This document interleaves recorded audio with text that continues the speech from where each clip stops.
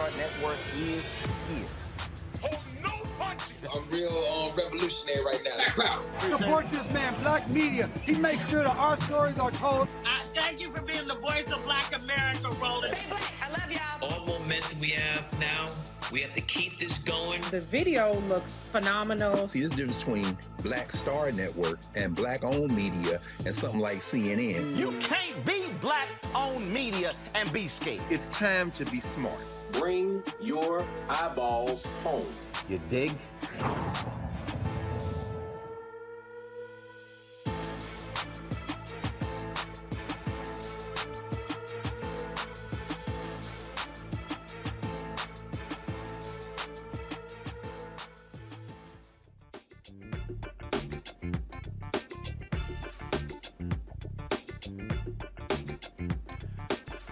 Today is Thursday, May 26, 2022. Here's what's coming up on Roland Martin Unfiltered, streaming live on the Black Star Network.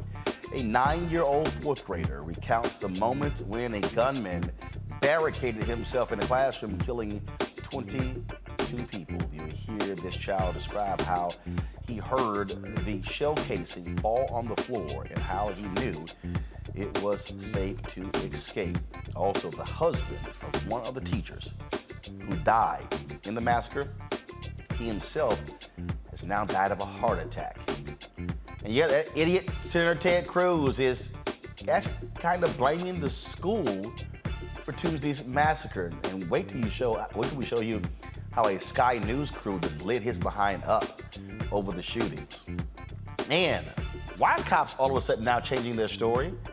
Yeah, we were initially told that a school resource officer actually shot at the suspect. Now we're told there was never a school resource officer on the scene. Why are the cops playing games with the truth? 2 more Buffalo shooting victims have been laid to rest. We'll tell you exactly who they are. Plus, Republican senators failed to step up and advance a bill to help fight domestic terrorism, a bill that was approved by the House in the wake of the Buffalo shooting. I also have a recap of Tuesday's primary elections, and we'll talk to the first Black major party nominee for Arkansas governor. Plus, my one-on-one with Congresswoman Val Demings, who is running for the U.S. Senate in Florida. Illinois has passed a bill requiring the police and coroners to, of course, also pull in the FBI, bring in the FBI if they have a body they cannot identify within 72 hours. We'll chat with the Illinois lawmaker inspired by Jalon Day's case to create this particular bill. May is National Foster Care Awareness Month. I'll talk to two twin brothers who, born into foster care, who are walking more than 100 miles to raise awareness for foster children. Plus, former Raiders head coach Jon Gruden moving forward with his lawsuit against the NFL.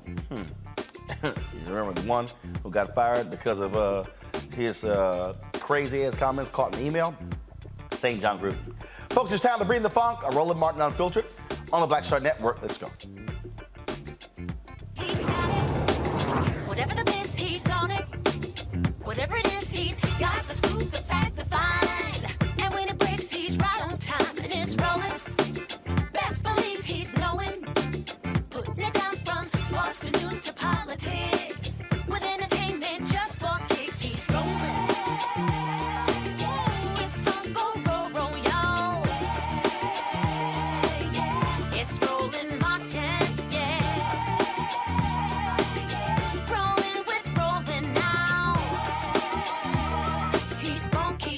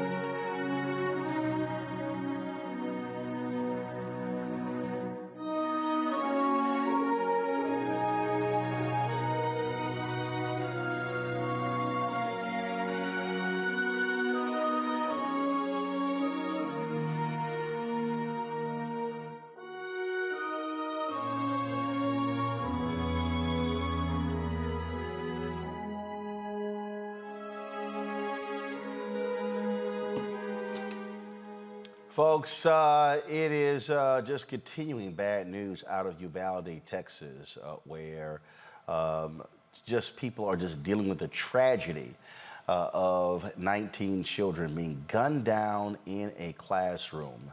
Folks, this shocking eyewitness account comes from a 9-year-old student that was provided by Texas TV station KENS Channel 5.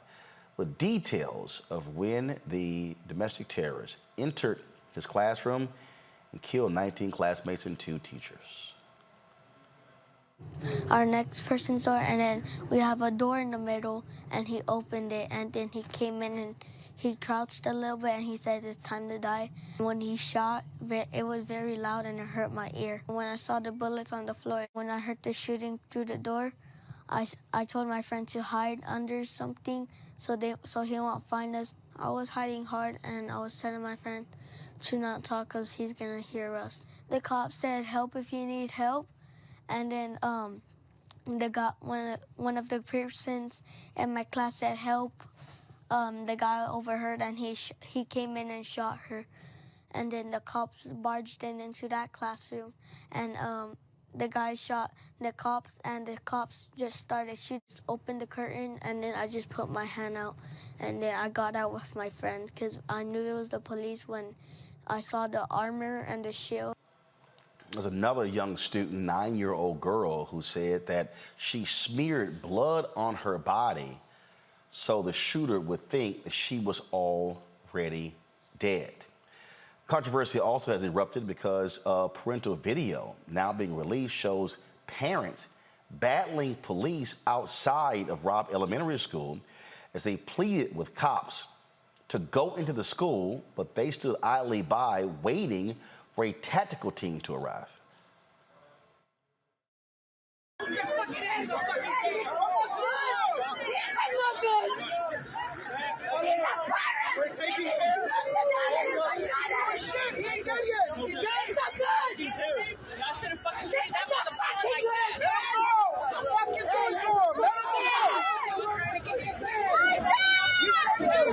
Come on, guys, parar, güey. Who's shooting?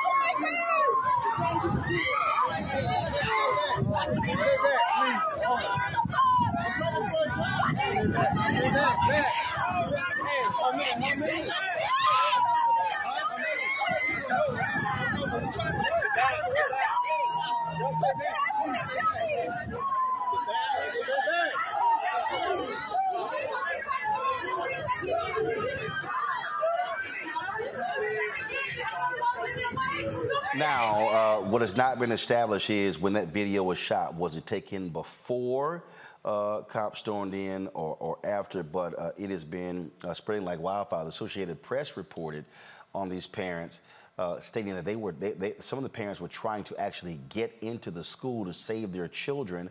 One person was tased. One parent was literally tased by cops. Another was handcuffed, preventing them from going inside. Now, early on, we saw Texas officials praising law enforcement for their quick action. We were told that a school resource officer fired upon this domestic terrorist. Now we're being told that's not the case. There was no cop present. People are demanding answers as to why police waited an hour to go into the school. We were told the man was barricaded on the inside. Now we're told there was no barricade. They literally waited for someone to bring the key to unlock the door. More tragedy. Joe Garcia, the husband of Irma Garcia, one of the teachers, killed, suffered a fatal heart attack. Joe and Irma were high school sweethearts and married for 24 years. They leave behind 4 children, 2 boys and 2 girls, ranging in age from 12 to 23. Let's talk about this with our panel right now, folks. So much to unpack happening there in Uvalde, Texas.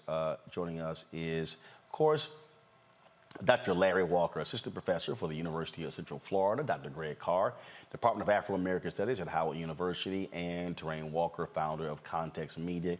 Reese Colbert, who normally joins us on Thursday, she is on vacation, living it up. So if y'all see her on social media, you'll see exactly where she is. Let's start here, and Greg, I want to start with you, and that is, you know, typically in these situations, news media always runs with the account of law enforcement. Now we understand that all the praise that was given to law enforcement initially, now is not true. They literally are speaking on this issue and admitting what went on here. Others are claiming that this could be a cover-up, the massive failure of law enforcement. We now know that this 18-year-old shot his grandmother, told someone else he was going to the school.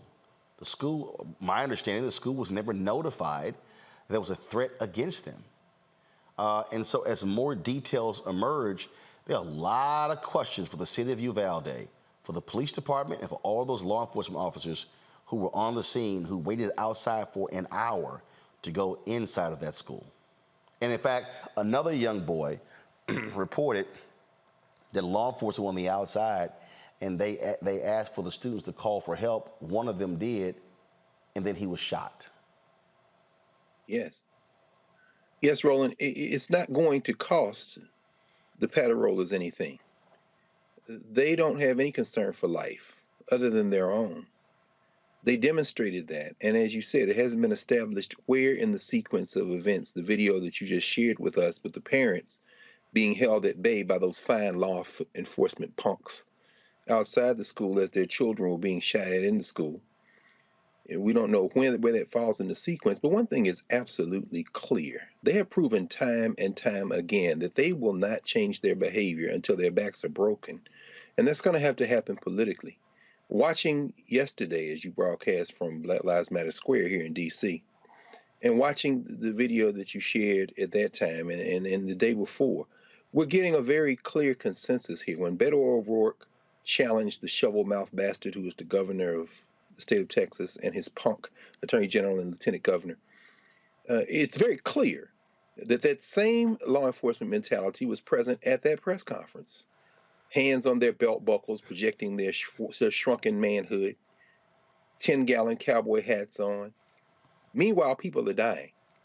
And of course, all of our hearts go to the Garcia family.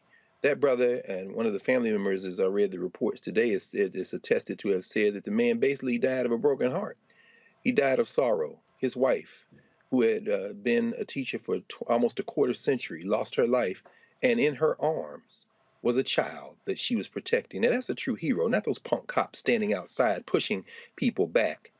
And so the only other thing I would say is that during this primary season, the White Nationalist Party, their candidates have run over 100 ads across the country with guns at the core of those advertisements.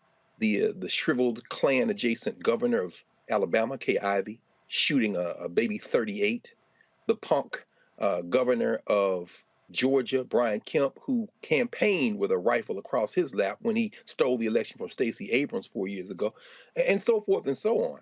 They're not going to change, Roland. You've been reporting this over and over again. This isn't about what they did or didn't do or being caught on tape or reports. This is about a mentality that says we are gunfighters, damn it, and the lives that we care about will be ours and ours alone. And they're not going to stop until we break their backs politically. It's just that simple.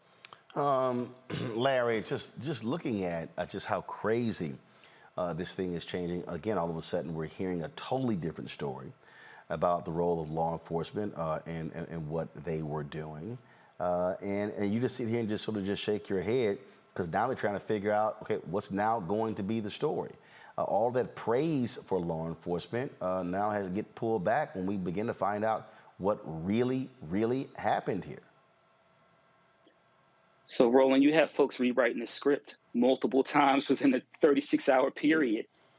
And so we need to really get to the bottom of this. And I think I saw recently that, we're seeing some, policymakers ask for an investigation, which we need by the FBI, to get to the bottom of this. because we don't know what the real story is. Like I said, the story keeps evolving. You know, we talked about this SRR, or school resource officer, allegedly. Then that changed. And then you talked about waiting an hour. I can't imagine. I mean, my thoughts and prayers go out to the family members who've been impacted by this mass murder, another one here in the United States. But as a parent, I cannot possibly imagine standing outside of that school and having, you know, law enforcement sit there after we've complained for years about all this, you know, all the guns that they're giving, all, you know, tanks, et cetera. But no one went in to make sure we save the lives of these young children. And it's a tragedy, but we really need, as a country, to really it's more self-reflection in terms of the fact that there's a gun for every man, woman, and child in our society. And that since this country's inception, we've had a problem with guns and violence in our society. And Brother Carr outlined in terms of the issues relating to law enforcement, because we can't allow this to happen. This is not the first time we've seen children killed like this in the school. And if we don't have policymakers, particularly at the federal level, particularly in the Senate, have the courage to take on the gun lobby and do something about this, then every few weeks, every few days, we're on the show and Roland, we'll be having the same conversation. And I'm hoping that this tragic death is a tipping point for Americans to realize that we need some serious, comprehensive gun laws changed to make sure that folks don't have access to semi-automatic guns, et cetera, things that they don't need to protect themselves. This is ongoing, and I think, you know, we're going to talk a little bit later on about Senator Cruz being confronted by that reporter. But it is the question. You can't say, well, you know, I don't know, quoting Senator Cruz here, you know, we would prevent bad guys with guns getting guns. Well, you know, a lot of these mass shootings, people are getting guns legally. So what is the plan to address this issue to prevent that we don't have any more tragedies like this in America? Last year, Torin, the Texas legislature lowered the age for folks to buy guns, 21 to 18. Now, all of a sudden, some people are looking at raising it back to 21. Now, here's what's crazy. This is a headline in the Texas Tribune. Why 18-year-olds buy AR-15s in Texas, but not handguns. Why they can buy AR-15s. Now, how crazy is that? You know, first I want to say my condolences to the families and parents of those children who were massacred in Uvalde. The second thing I want to say is what we have to understand is you're not really pushing back against people. What you're pushing back against is a mentality and a self-image. This happened in Texas. The idea of masculinity and the idea of manhood in Texas is wrapped around the idea of the good guy with the gun, the cowboy. You know, the one man who's going to ride into town and make everything all right and clean up all the bad guys and ride out into the sunset. That's an American mentality, but it's an extremely exclusive Texas mentality. And what you saw with the way those parents were treated outside of that school was the mentality of, I'm the man with the badge, I'm the man with the gun, and it's up to me to control everything.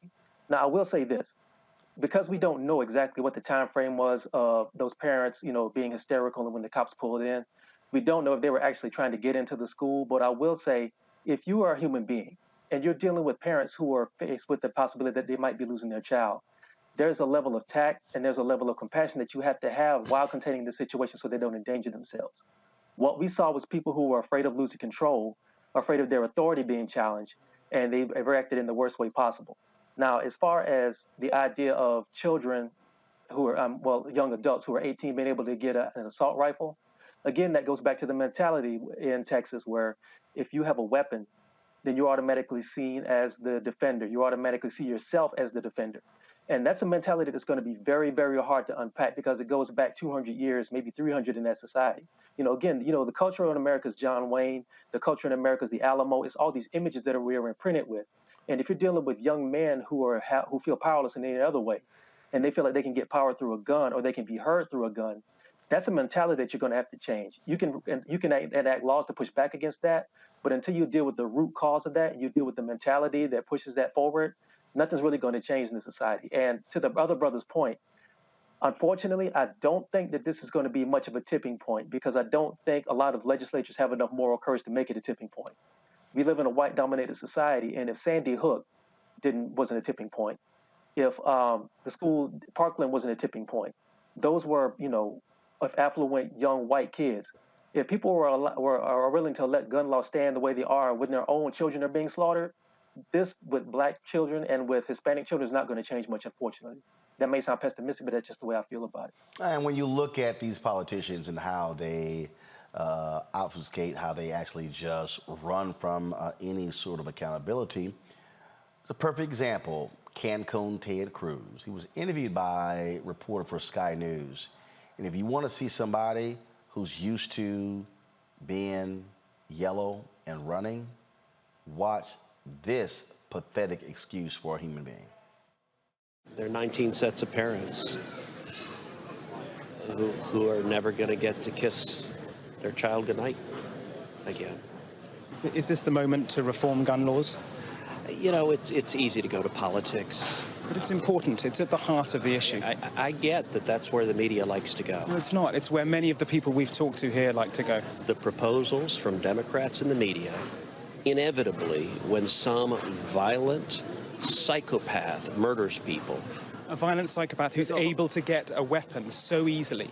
18-year-old with 2 AR-15s. If you want to stop violent crime, the proposals the Democrats have, none of them would have stopped this. But why does this only happen in your country? I really think that's what many people around the world just, they cannot fathom. Why only in America? Why is this American exceptionalism so awful? You know, I'm sorry you think American exceptionalism is awful. I think this aspect of it. You get your political agenda. No, it's honestly, God love you. Senator, it's not. I just want to understand why you do not think that guns are the problem. Why is this just an American problem? It is just an American problem, sir.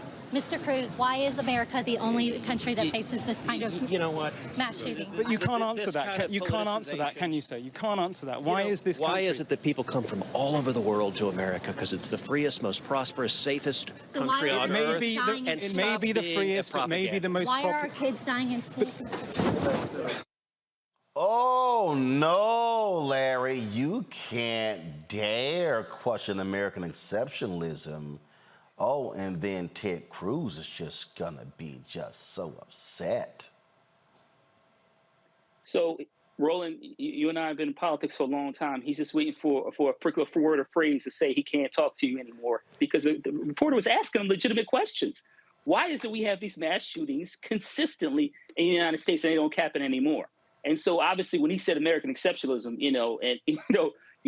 some folks in this country get when you frame it that way. But the point is accurate.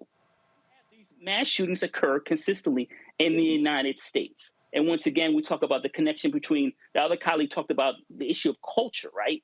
In the United States, we talk about guns and this overall mentality. But Senator Cruz has to answer the question because he's talking about Democrats. But we know statistically more than half of Americans support some kind of ban on assault rifles. He didn't mention that. So what's the plan to ensure that this doesn't happen again? That we don't talk about this. Parents don't have to experience this. Communities aren't traumatized by these mass killings. What is the policy plan at the federal level to do something about it? You just can't ignore it. Well, they are continuously ignoring it. But we have to do something about this. And most of them, like I said, Americans support some kind of, assault rifle ban. But in the Senate, Republicans don't support it. They're in the gun lobby has a lot of power. You know that NRA, et cetera, for years. And no one takes more money from the gun lobby than Senator Cruz does. So I think that pretty much answers the question in terms of who's putting money in his pocket.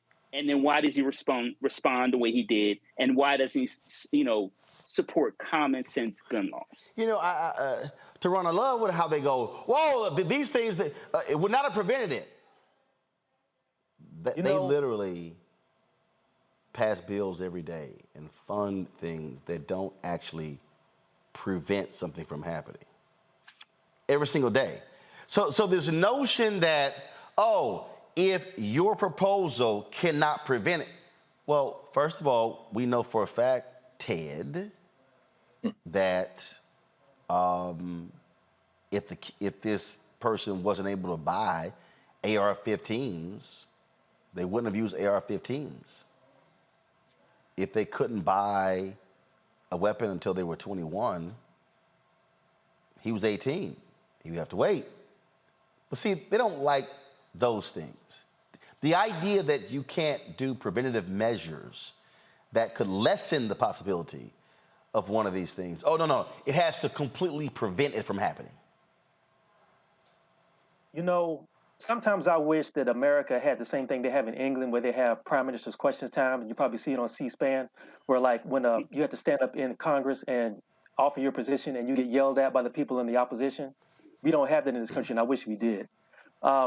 You know, it's very sad to see somebody who is a sitting congressperson say that they don't want to bring politics into something when all these children are dead.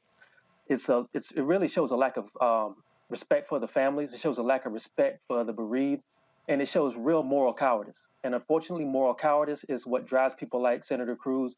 It drives people who don't have enough courage to put forth sensible gun sense and sensible gun laws.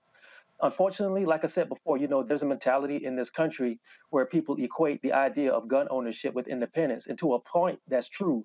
But when you don't specify the danger in guns, and you don't specify the idea and sensible gun training, and the fact that a lot of this stuff is tied to mental health, because if you're going to talk about guns and you're going to talk about independence and freedom, we also have to talk about the mentality of people who are going out here to get guns. There is a serious mental health crisis in this country. There is a serious health crisis in this country, and all these things are intertwined. Unfortunately, it's not, and you can't even say in this particular situation that this was somebody who fell through the cracks. There were warning signs at front, behind, before he even bought a gun, that people either ignored, and he was still allowed to go and legally purchase an AR-15. An 18-year-old who's not in the military does not need an AR-15. That's just period, point blank. And the fact that this sitting congressperson did not have enough respect for the press and did not have enough respect for the constituents of the places he's supposed to represent to sit down and answer honest questions, or just say, I don't know, or I don't have a plan, that speaks a lot to his character, and it speaks a lot to the character of a lot of people who are in government right now. Well, and look, I mean, Greg, it's just pure cowardice. And what we're seeing is, and what Republicans are going to do is they're going to play the wait game. Let's see how long we can wait this thing out. I mean, perfect example, today, Republicans blocked Congress from even starting discussing the domestic terrorism bill that was passed in the House. Very quickly, only one Republican voted for it. So it ended a 47-47 tie. And so that's not moving forward. Now the Senate is recessed until June 6th. You know, and you know, again, this is sort of the stuff that you're dealing with, and this is where Democrats are going to have to get a hell of a lot more aggressive on this, because otherwise nothing is going to change. This is also why I tweeted earlier, hey, all of y'all people who want something done, this domestic terrorism bill was passed, all these black people who whined about the so-called anti-Asian bill, which didn't exist. I'm going, okay, what are y'all saying to these Republicans who are blocking this domestic terrorism bill passed in the wake of the killing of 10 black people in Buffalo? That's right, Roland. You have been talking about this for quite some time, and when your book comes out later this year, White Fear, it'll be made even more concrete. Their political strategy, their political agenda is very simple. It's a 5-letter word, P-O-W-E-R. It's power. There's no cost. They're running a brain damage candidate for the United States Senate in Georgia, and Herschel Walker. The cornpone liar out of Arkansas, Sarah Huckabee Sanders, is running for governor. Very strong. This isn't about the truth. This isn't about being caught on record. This is about power. Chinless Ted Cruz. And, you know, it's so funny every time you see him, and many of these white nationalist politicians, you can't help but think of The Handmaid's Tale, the television series made out of off of Margaret Atwood, another Canadian, her novel. They are like characters out of central casting. It's almost like the more marginal you even look or sound, the more favorable you are to the white nationalist party. But we understand that the solution for this, Roland, is, as you've been saying all along, it isn't just the federal government, it's the states. We saw California this week, in the wake of the shootings, introduce and move through the legislature a number of bills for trying to ban weapons, and Governor Newsom's strategy, which was approved by the California legislature this week in the wake of those shootings, is to take a page from Texas's ridiculous abortion law and to deputize all private citizens who will then have the ability to sue gun manufacturers who manufacture, distribute, or sell assault weapons or ghost guns in parts of the state. So, this is where finally the rubber will meet the road in terms of the federal judiciary we've been talking about over and over again. We saw Clarence Thomas finally promoted to some relevance with this super white nationalist majority on the court. Today ruled to exclude exculpatory evidence from capital punishment facing defendants and say that it's a matter of states' rights. Well, if that's true, as California gets these guns off the street, and that is probably the model for how we can move forward. But I do want to ask you one thing, Roland, because you're a Texan. I'm sure you've received, for every little report I've received, you probably received a dozen of our people now carrying their weapons around. Because not that they weren't doing it before, but now they really don't trust. And with the Supreme Court weakening open carry laws potentially in places like New York State, I'm wondering if you're wondering whether or not we're going to see more of our people simply say, well, if you're not going to do anything to protect us, we're going to do a whole lot more to protect ourselves. You have seen a significant increase in black gun clubs. You've seen African Americans embracing that. And so I wouldn't be surprised if you see that. I wouldn't be surprised if you do see an increase in African Americans homeschooling their children. I wouldn't, because look, at the end of the day, look, remember what happened yesterday? Police thwarted a kid who had 2 rifles at a school in Richardson, Texas. Stephen F. Austin was on lockdown today in Houston due to a threat against the school. And so we are seeing these things happen repeatedly as a result. And so, but this is what happens when you have a political party that refuses to confront the reality of guns in this country because they want no gun control. None whatsoever. Got to go to the break. We come back. We're going to talk to the candidate for governor in Arkansas. We'll also talk about the election results from various primaries on Tuesday. You're watching Roland Martin Unfiltered right here on the Black Star Network.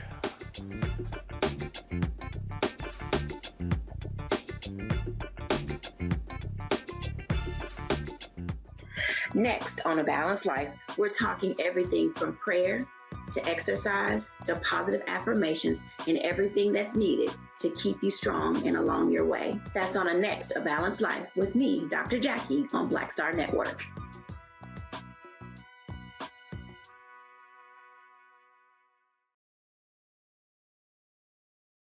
I'm Deborah Owens, America's Wealth Coach and host of Get Wealthy. Let me ask you a question. Are your financial affairs in order?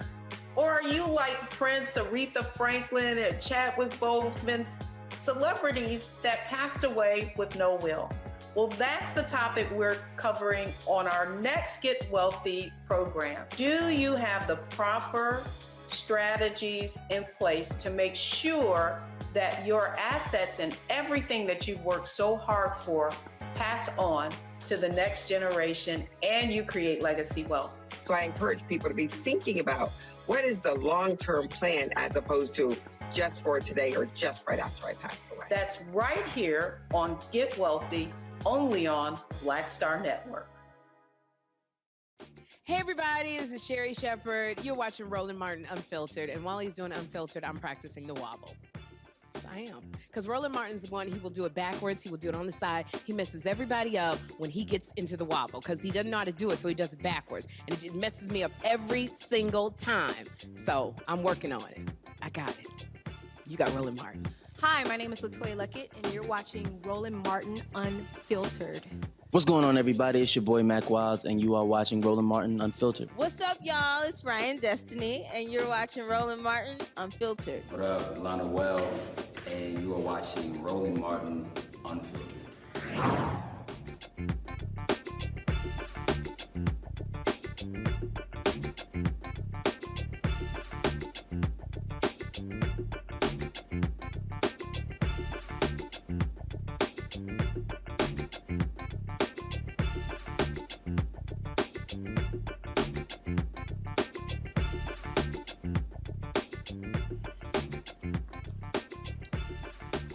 Well, I've been telling people constantly about the importance of elections in November. There are, of course, U.S. Senate races, there are congressional races, but there are also statewide races as well. And we have African-American candidates who are running for U.S. Senate positions, but also for governor. On Tuesday, there were a number of elections that took place. We're going to talk about those in just a second.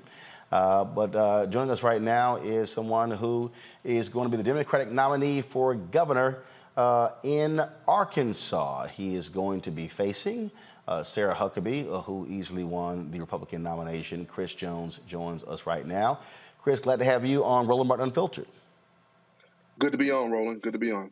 You, of course, kicked off your campaign with an ad that got a lot of folks' attention. When you actually started, a lot of people were extremely impressed with that particular ad introducing you to the public. Over the last several months, you have traveled across this state, an opportunity to talk with voters there. And so how are you going to make the case in what's described as a deep red state to actually beat Sarah Huckabee? Yeah, again, appreciate you having me on the show, Roland. That's a great question. That's the question that, as a mathematician, we laid out and thought about before I even ran the race. Let me start by saying I'm a seventh-generation Arkansan. And so my family has been here, and I have an understanding of how Arkansans interact with each other. And the best way to get an Arkansan to move is to look them face-to-face, eye-to-eye, shake their hand, and have a conversation with them. The reason we traveled all across the state was because we needed to engage all Arkansans. And that was particularly important, and you'll appreciate this, is because we're not a red state. We're a non-voting state. We're 50th in voter registration, 50th in voter turnout, and actually first in absentee ballot rejection. There were 1 million people who could have voted last presidential cycle, but they chose to stay home. Those are the folks we're going after. Those are the folks we're bringing in and engaging, and that's the pathway to win the race in November.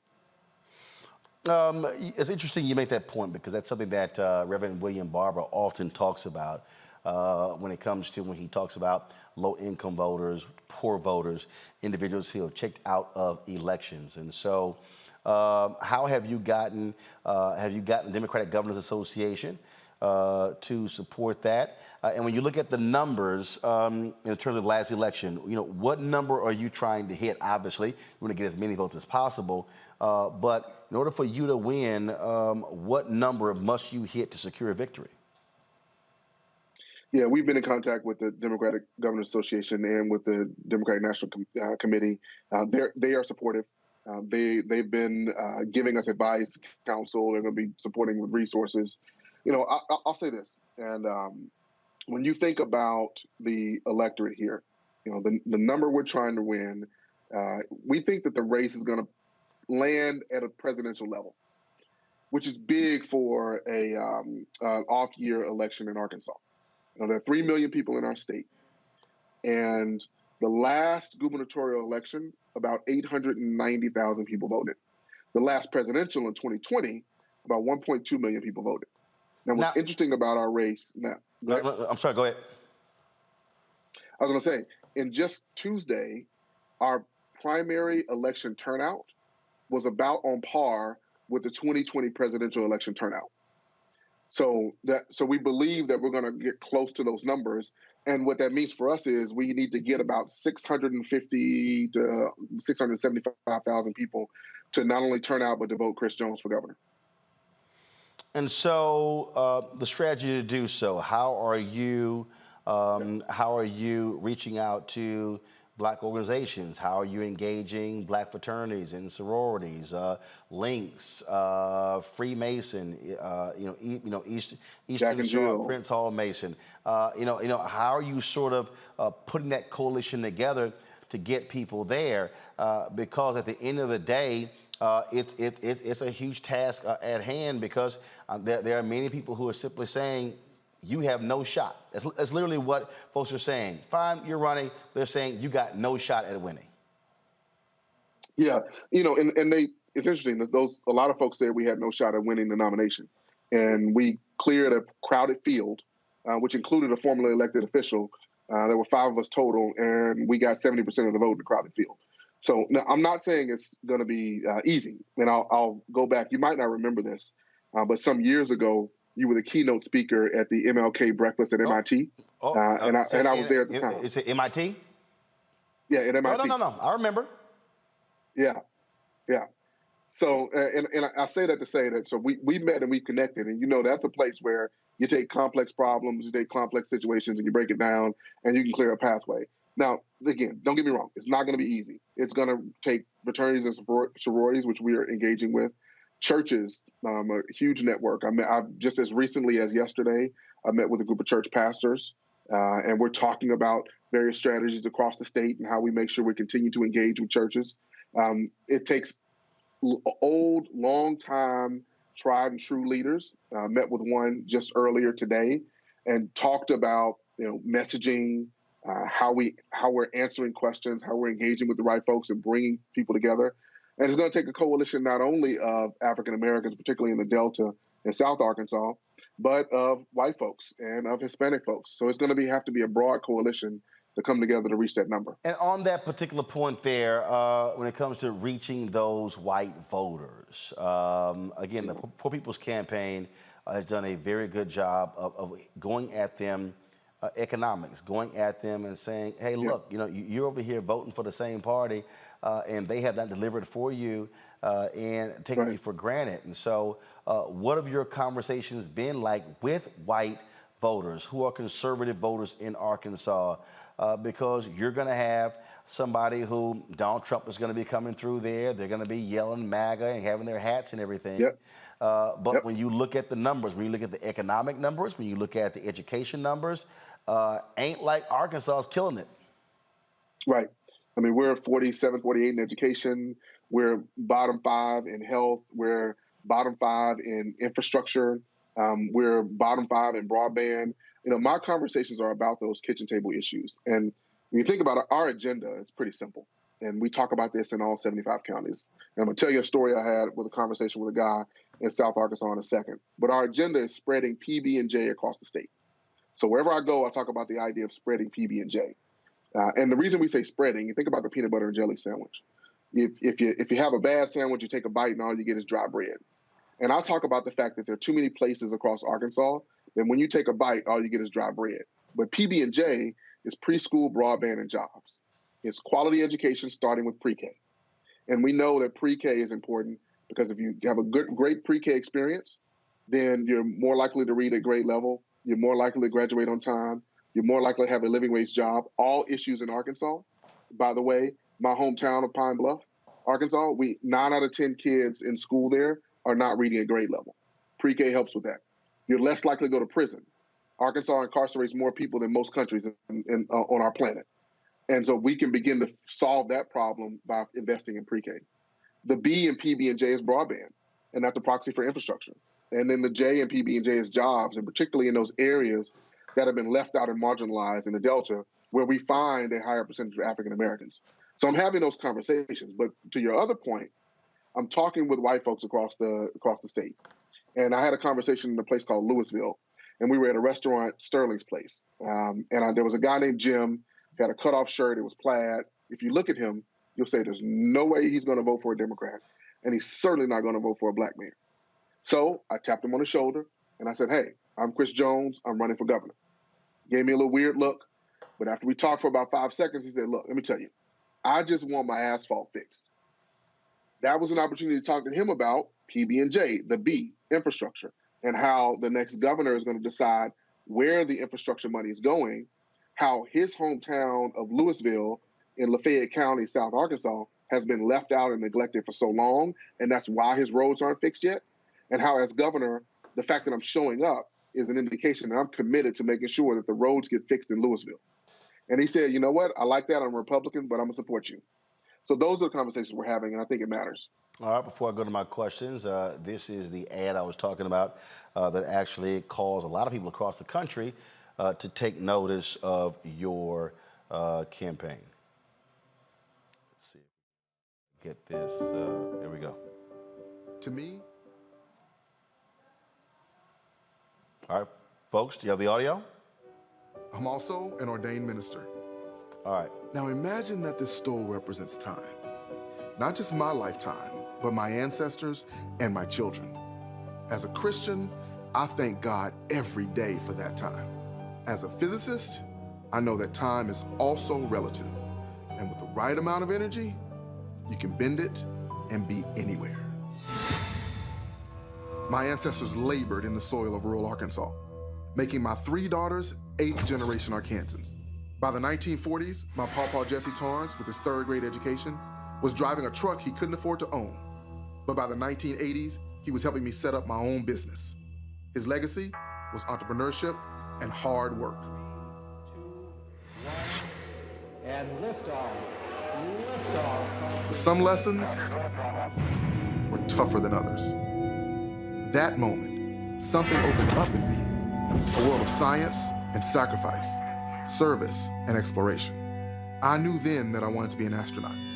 I didn't know that being deaf in my right ear would keep me from flying.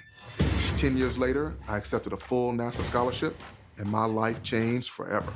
I went to Morehouse College for physics and math, and MIT for nuclear engineering, and a PhD in urban planning.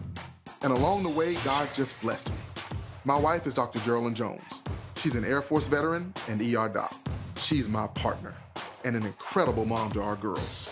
And I love being a girl dad. I was also blessed to run the Arkansas Regional Innovation Hub, where we gave access to the tools and technology that Arkansans need to build businesses and create jobs. Arkansas is ready for a big leap forward, but we need the right leaders. The last few years have shown just how easy it is to slip back in time. So that's why I'm running for governor. Taking Arkansas into the future requires improving education opportunities from cradle to career, enhancing infrastructure from bridges to rural broadband, and making available every tool Arkansans need to build businesses and healthy families.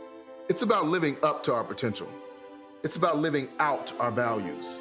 It's about working hard together. And my fellow Arkansans, it's about time. All right, questions from our panel. I'll start with Larry. Dr. Jones, so the question I want to pose is undoubtedly, like most Democrats, you're going to be painted as some kind of left-wing person who's out of touch with voters in your state. What are you going to do to counter that narrative to ensure that you can get the vote of a cross-section of people in which you described? Yeah, I appreciate that question because I do get it often, and we've thought about that. The way to counter that is by showing up. We did a 75-county tour, went to all 75 counties and had conversations with people in restaurants, in their homes, at festivals.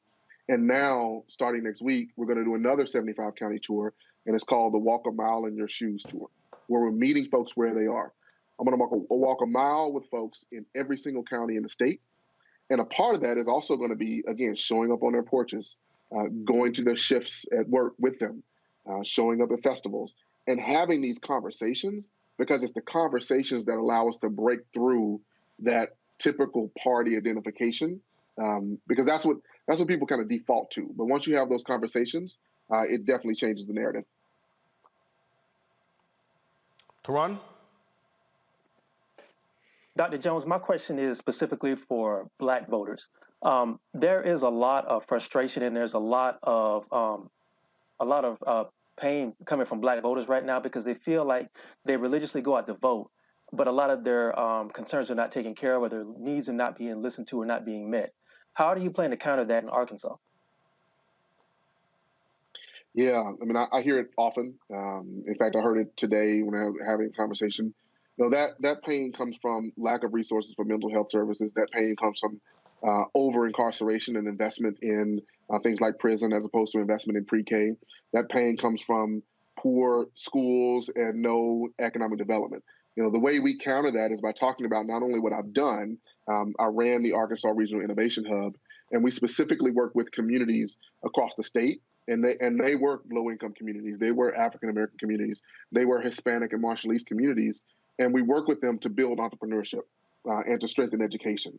So not only building on that track record, but then also focusing on what we plan to do in the future, which is investing in communities that have been left out and marginalized and sort of providing that foundation for them to flourish and grow. So we're having these conversations about what has been done and what we will do. And that is allaying those concerns that are very, very valid, because they've been pounding their head against the wall so often.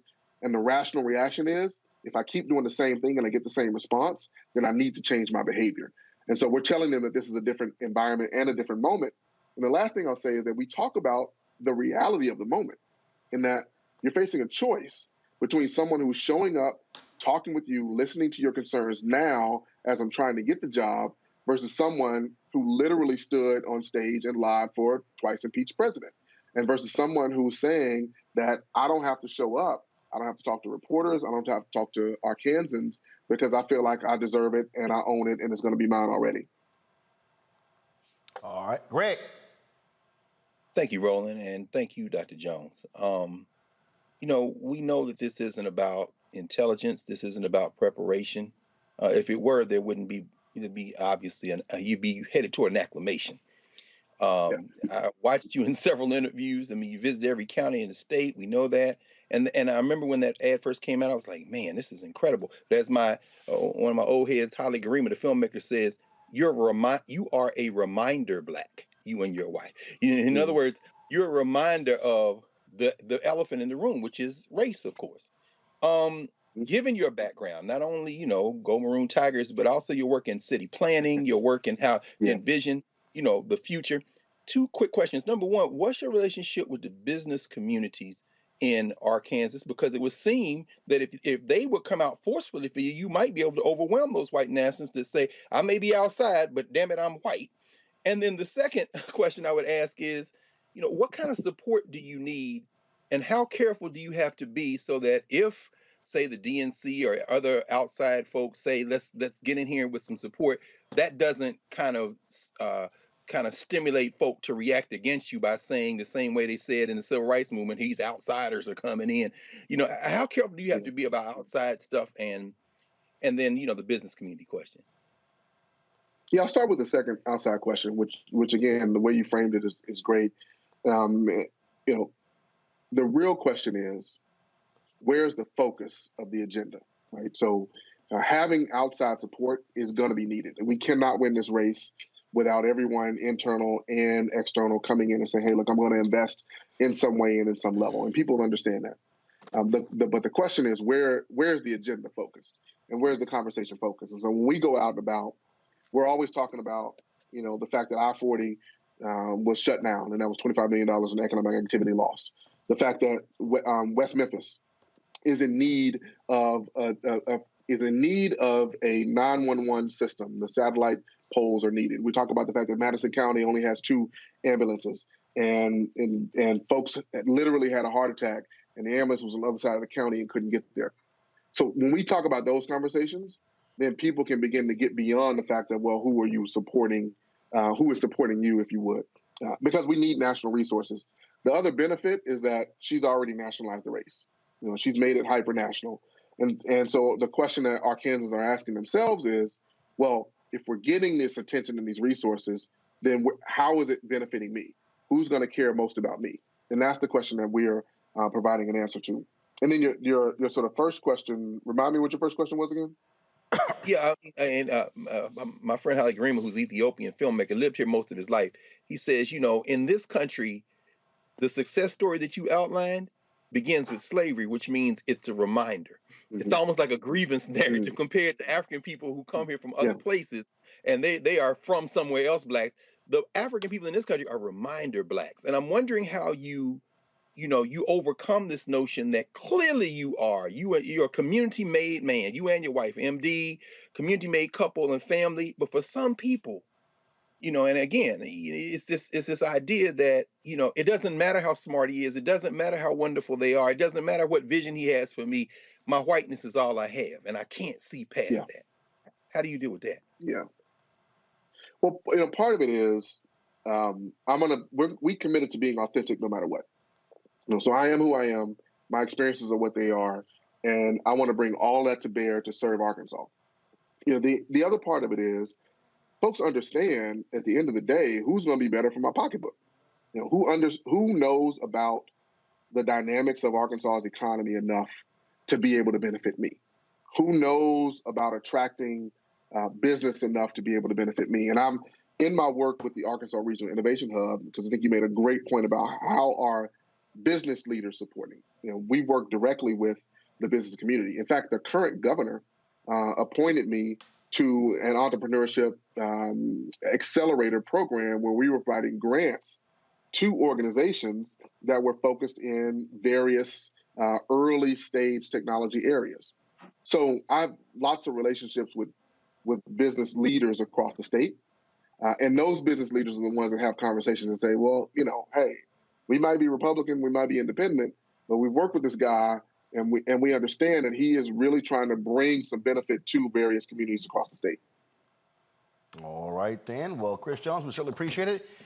Good luck in the race, and I'm quite sure we'll be crossing paths on the campaign trail. Thanks a lot. Glad to be on the show, and you all go to chris4governor.com to check me out, chris4governor.com. Appreciate it. All right, thanks a bunch. Folks, Tuesday's primaries have set the stage for a number of races. In Georgia, there, of course, incumbent Governor Brian Kemp is going to be facing Democrat Stacey Abrams in the U.S. Senate race. The clueless former football player Herschel Walker, probably suffering from CTE, is going to be facing U.S. Senator Raphael Warnock. In Texas, State Representative Jasmine Crockett defeated Jane Hope Hamilton in a runoff election for the U.S. House seat representing Southern Dallas, being vacated by the retirement of Congresswoman Eddie Bernice Johnson. That's pretty much a shoo-in, so you can pretty much call Representative Crockett the Congresswoman-elect from the 30th Congressional District. Also, there will be a Republican runoff in Alabama between Katie Brooks and Congressman Mo Brooks for the Republican U.S. Senate nomination as well. Then you have Yolanda Flowers and Malika Sanders Fortier. They'll be battling out for a runoff for the Democratic nomination there as well. And so you have, of course, a number of other races that have been taking place in other states. And so we have been looking at all of those, and we'll continue to be covering these primaries and setting the stage for November. Folks, keep in mind, we talk about getting ready for November, June 18th. The Poor People's Campaign will be holding their mass march here in D.C. on June 18th. Please go to their site and register. We're going to be broadcasting live from there on that particular date as well, poorpeoplescampaign.org. And so looking forward to that. One of the things that we keep letting people know, you also have a U.S. Senate race taking place in Florida. So coming up next, we'll be talking with Congresswoman Val Demings, who is trying to dethrone Senator Marco Rubio in the Sunshine State. And so a lot of different things happening, and we'll hear from her next. You're watching Roland Martin Unfiltered on the Black Star Network. Don't forget to download the Black Star Network app on all available platforms: Apple phone, Android phone, Apple TV, Android TV, Roku, Amazon Fire TV, Xbox One, Samsung Smart TV, and of course, join our Bring the Funk fan club, where all dollars you give goes to support this show. Send a check on money order to P.O. Box 57196, Washington, D.C. 20037-0196. Cash App is $RM Unfiltered. PayPal is R Martin Unfiltered. Venmo is RM Unfiltered. Zelle is Roland at RolandSMartin.com. Roland at RolandMartinUnfiltered.com. We'll be right back.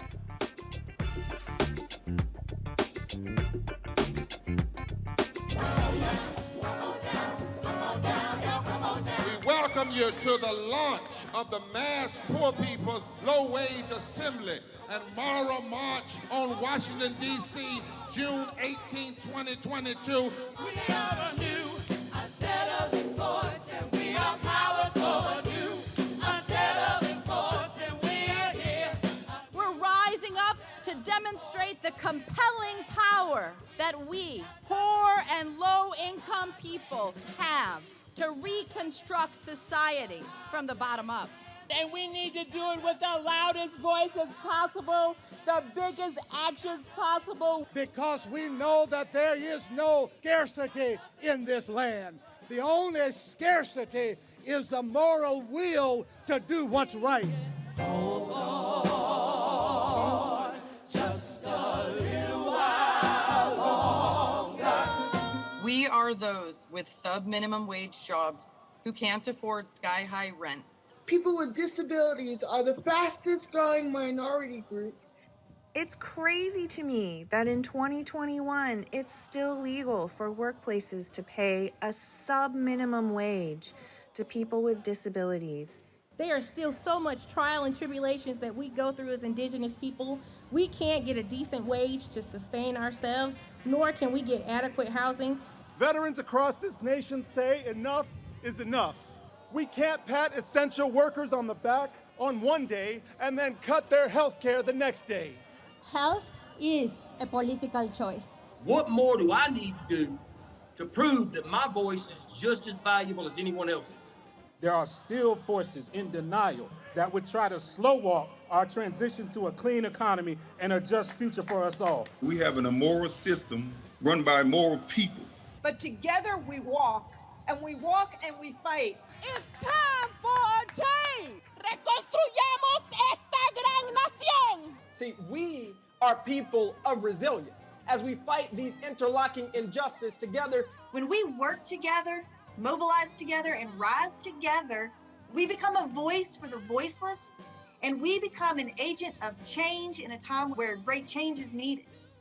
We need the third Reconstruction to ensure that deaf people, people with disabilities, and all people can have the right to live and to thrive.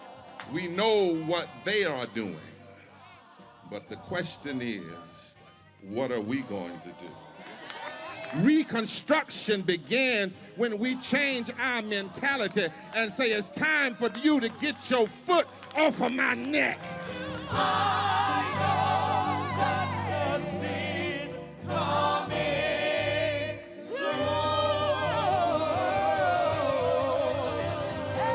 Hey, I'm Donnie Simpson. What's up? I'm Lance Gross, and you're watching Roland Martin Unfiltered.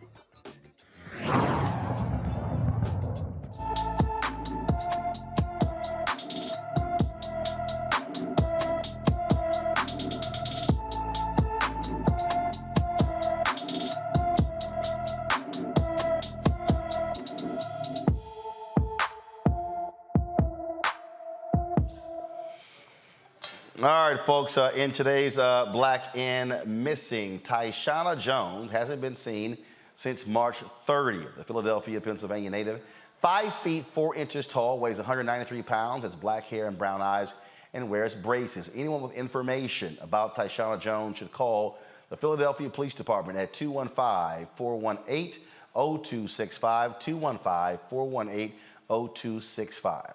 The way Illinois State Police handled August's disappearance and death of Illinois State University graduate student Jelani Day caught the attention of Illinois lawmakers. One in particular is State Senator L.G. Sims Jr. He created a newly passed bill that requires medical examiners and county coroners to call the FBI when they can't identify a person within 72 hours. Senator Sims Jones is now from Chicago. Glad to have you on the show. And so walk us through this when you say requires them to call the FBI, because normally the FBI only gets involved in cases that rise to a federal level. And thank you, Roland. Thanks for having me. I love that sweatshirt, my brother. Well, alphas run everything. Everybody else just secondary. That's right.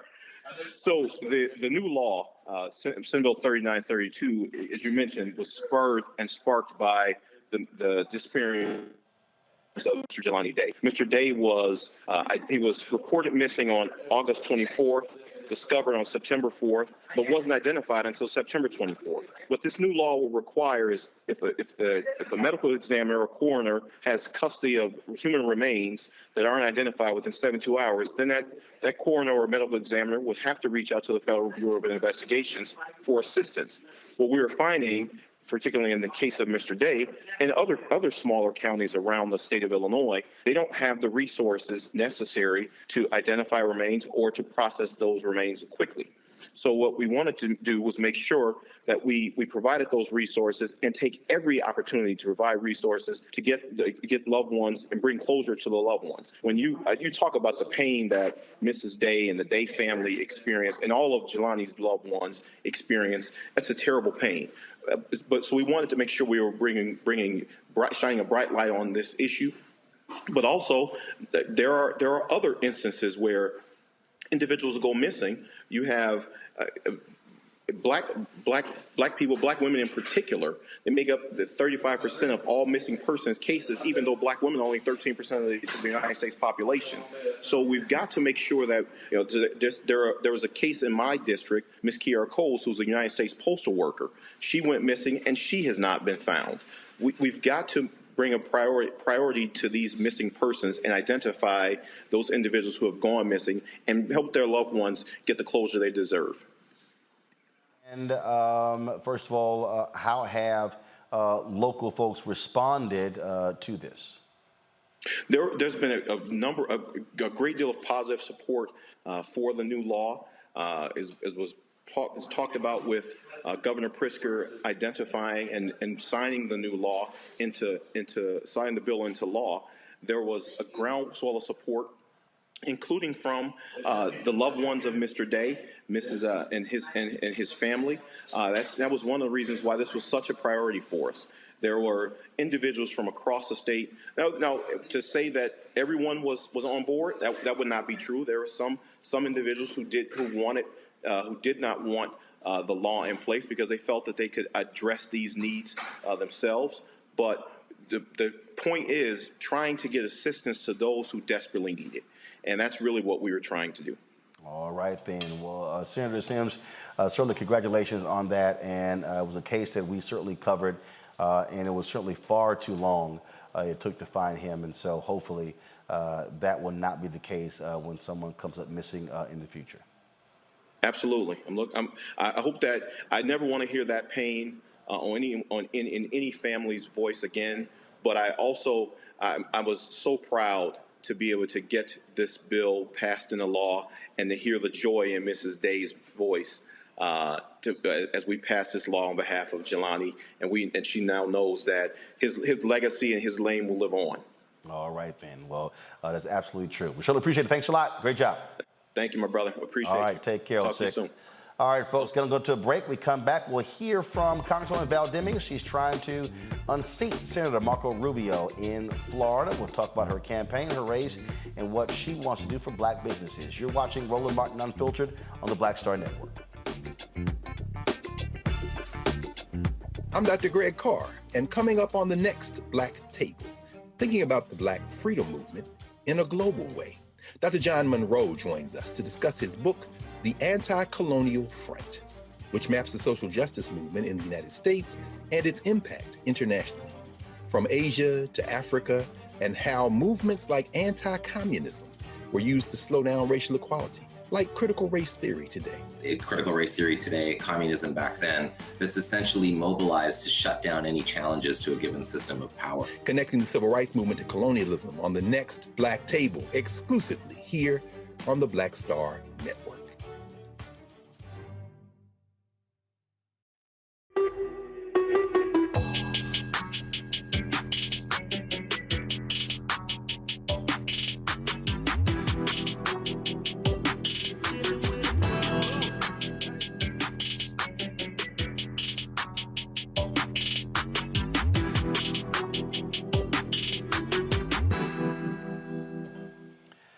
Hey fam, Patrol Grooming is a men's grooming company that delivers on this promise every day to men everywhere. Everything we do, every product we make is designed to help you to present your best self.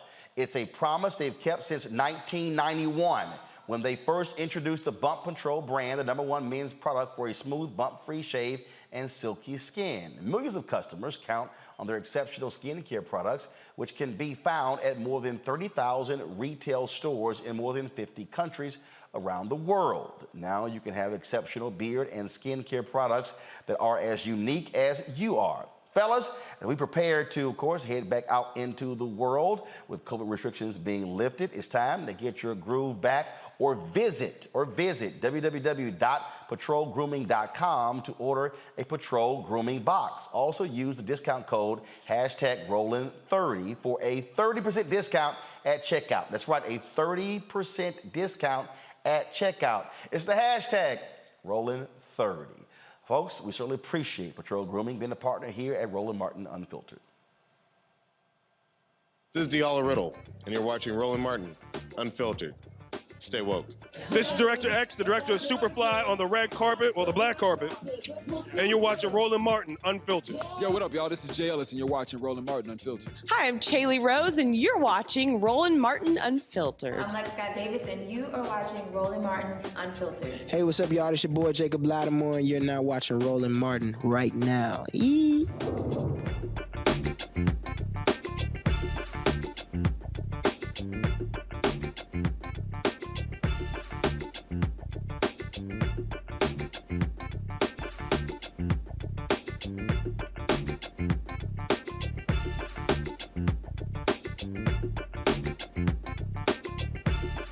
All right, folks. Congresswoman Val Demings is running for the U.S. Senate in Florida. She'll be facing incumbent Senator Marco Rubio. Earlier today, she and I had a conversation about the campaign, talked about a variety of issues, what happened in Uvalde, her experience as a former police chief, and what she's going to do to help black businesses. Check this out. All right, Congressman Val Demings, glad to have you. It's been a while, and so glad to see you, chat with you. Let's just jump right into it. You have been constantly on the road, obviously, still sitting member of Congress, but you're also running for the United States Senate. You know, we're dealing with huge issues, but I got to first start off with, obviously, shootings in Buffalo, Uvalde. You're a former police chief, and it is. What's interesting is that you have all of these Republicans who don't want to deal with gun control, yet you have police chiefs, law enforcement, who's saying, "What are y'all doing, relaxing gun laws?" Well, Roland, let me say it's good to be back with you, and I'm going to go right here. I am sad and mad as hell that innocent people are being gunned down in innocent places in a country that we say is the greatest country in the world. It is appalling and disgraceful what happened in Buffalo, and it is appalling and disgraceful and heartbreaking what happened at Robb Elementary. Yet the people with the power to make a difference, 50 in the U.S. Senate, including the person that I am running against, can run to the microphone in a minute and quote scriptures and offer thoughts and prayers. But as you well know, faith without works is dead. So when you finish praying, get up off of your knees and, damn it, get something done to protect innocent people in innocent places. So I've seen the natural reaction from Republicans and conservatives saying, "Oh no, Democrats, you just want more gun control. That's not going to solve any of these problems." They're talking about creating single doors for students to go through, putting steel doors in place, bulletproof glass, things along those lines. Again, you've served as the head of a police department. And so from your vantage point, what is needed to deal with what we are witnessing when it comes to our schools? But again, our mass shootings aren't limited to our schools. In Texas, they had a mass shooting at a church, a mass shooting at a school, 2 mass shootings at a school, a mass shooting in El Paso at a Walmart, and of course, Buffalo was at a grocery store. Roland, look, when I was appointed chief of police, crime was at an all-time high. And my first priority was the reduction of violent crime. My second priority was to remove crime guns out of the hands of criminals. Look, the Republican Party and Marco Rubio love to talk about the Second Amendment. Let me just say this. I grew up in a house with a man who went hunting like every other day. If he didn't do it, we may not have had anything to eat. I carried a gun for 27 years. This has nothing to do, this issue, with the Second Amendment. This is about keeping guns out of the hands of dangerous people. It's about keeping guns out of the hands of the mentally ill. It is about keeping guns out of the hands of terrorists. And it is about keeping guns out of the hands of dangerous felon. So I'm going to say what my husband says. You can make your mouth say anything, but doggone it, what are you going to do to address this issue as a police chief? If I stood up in front of my citizens and said, after a shooting, and there were innocent people were killed, and said, I thoughts and prayers for the victims, and quoted scriptures, and then went about my business, I would have been fired, and I would have deserved to have been fired. As a police chief, our primary responsibility as law enforcement officers is the safety and security of the people in our jurisdictions. And look, America has failed those children. America failed the citizens in Buffalo. We failed the victims of the Pulse nightclub that is in my district. We failed the students and teachers at Parkland and now Robb University. We have got to pass legislation like universal background checks, which 90% of Americans agree with. Red flag laws. Here in Florida, we have over 5,000 instances where red flag laws have been used, and the people believe that they reduce violence or led to more successful outcomes. So we need to start talking and get busy and do something to protect innocent people.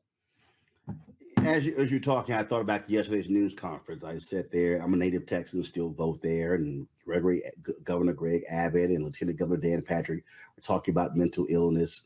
Yet last year, the same governor cut $211 million from mental health programs, and I think that's also what drives me crazy when I listen to folks bring that up immediately.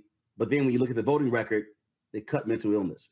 The number of states that refused Medicaid expansion for mental illness. So what are you saying and what are you hearing on the campaign trail when it comes to this issue? Roland, Marco Rubio has been in office since 1998. He's been in political office. Good for him if that works for him, but it doesn't seem to be working very well for Floridians. When I'm traveling the state from the Panhandle down to the Keys, and I'm talking to Republican voters, independents, and Democratic voters, they are sick and tired of hearing news like we've heard this week coming out of Texas. They are sick and tired of career politicians who say one thing, run to the microphone and say one thing, and do absolutely nothing to address the issues. Mental health, and I think for the former chief of Dallas, David Brown, said it best when he talked about some of the responsibilities that are on law enforcement. And look, everybody counts and everybody's accountable. That includes law enforcement. But Chief David Brown says this: every time there is a societal failure, we give it to law enforcement to handle. He was the police chief in Dallas. He said, not enough mental health funding. Give it to the police. Not enough drug addiction funding available. Give it to the police. And so in this country, and you had to mention the states that have not expanded Medicaid, here in Florida, we're one of only 12 states that have not expanded Medicaid, which is shameful and disgraceful again. The people are sick and tired of it, and it is time to elect people who are not playing politics, but believe that we should address some of the quality of life issues, as well as hold America to its promise. And we're not doing that very well right now.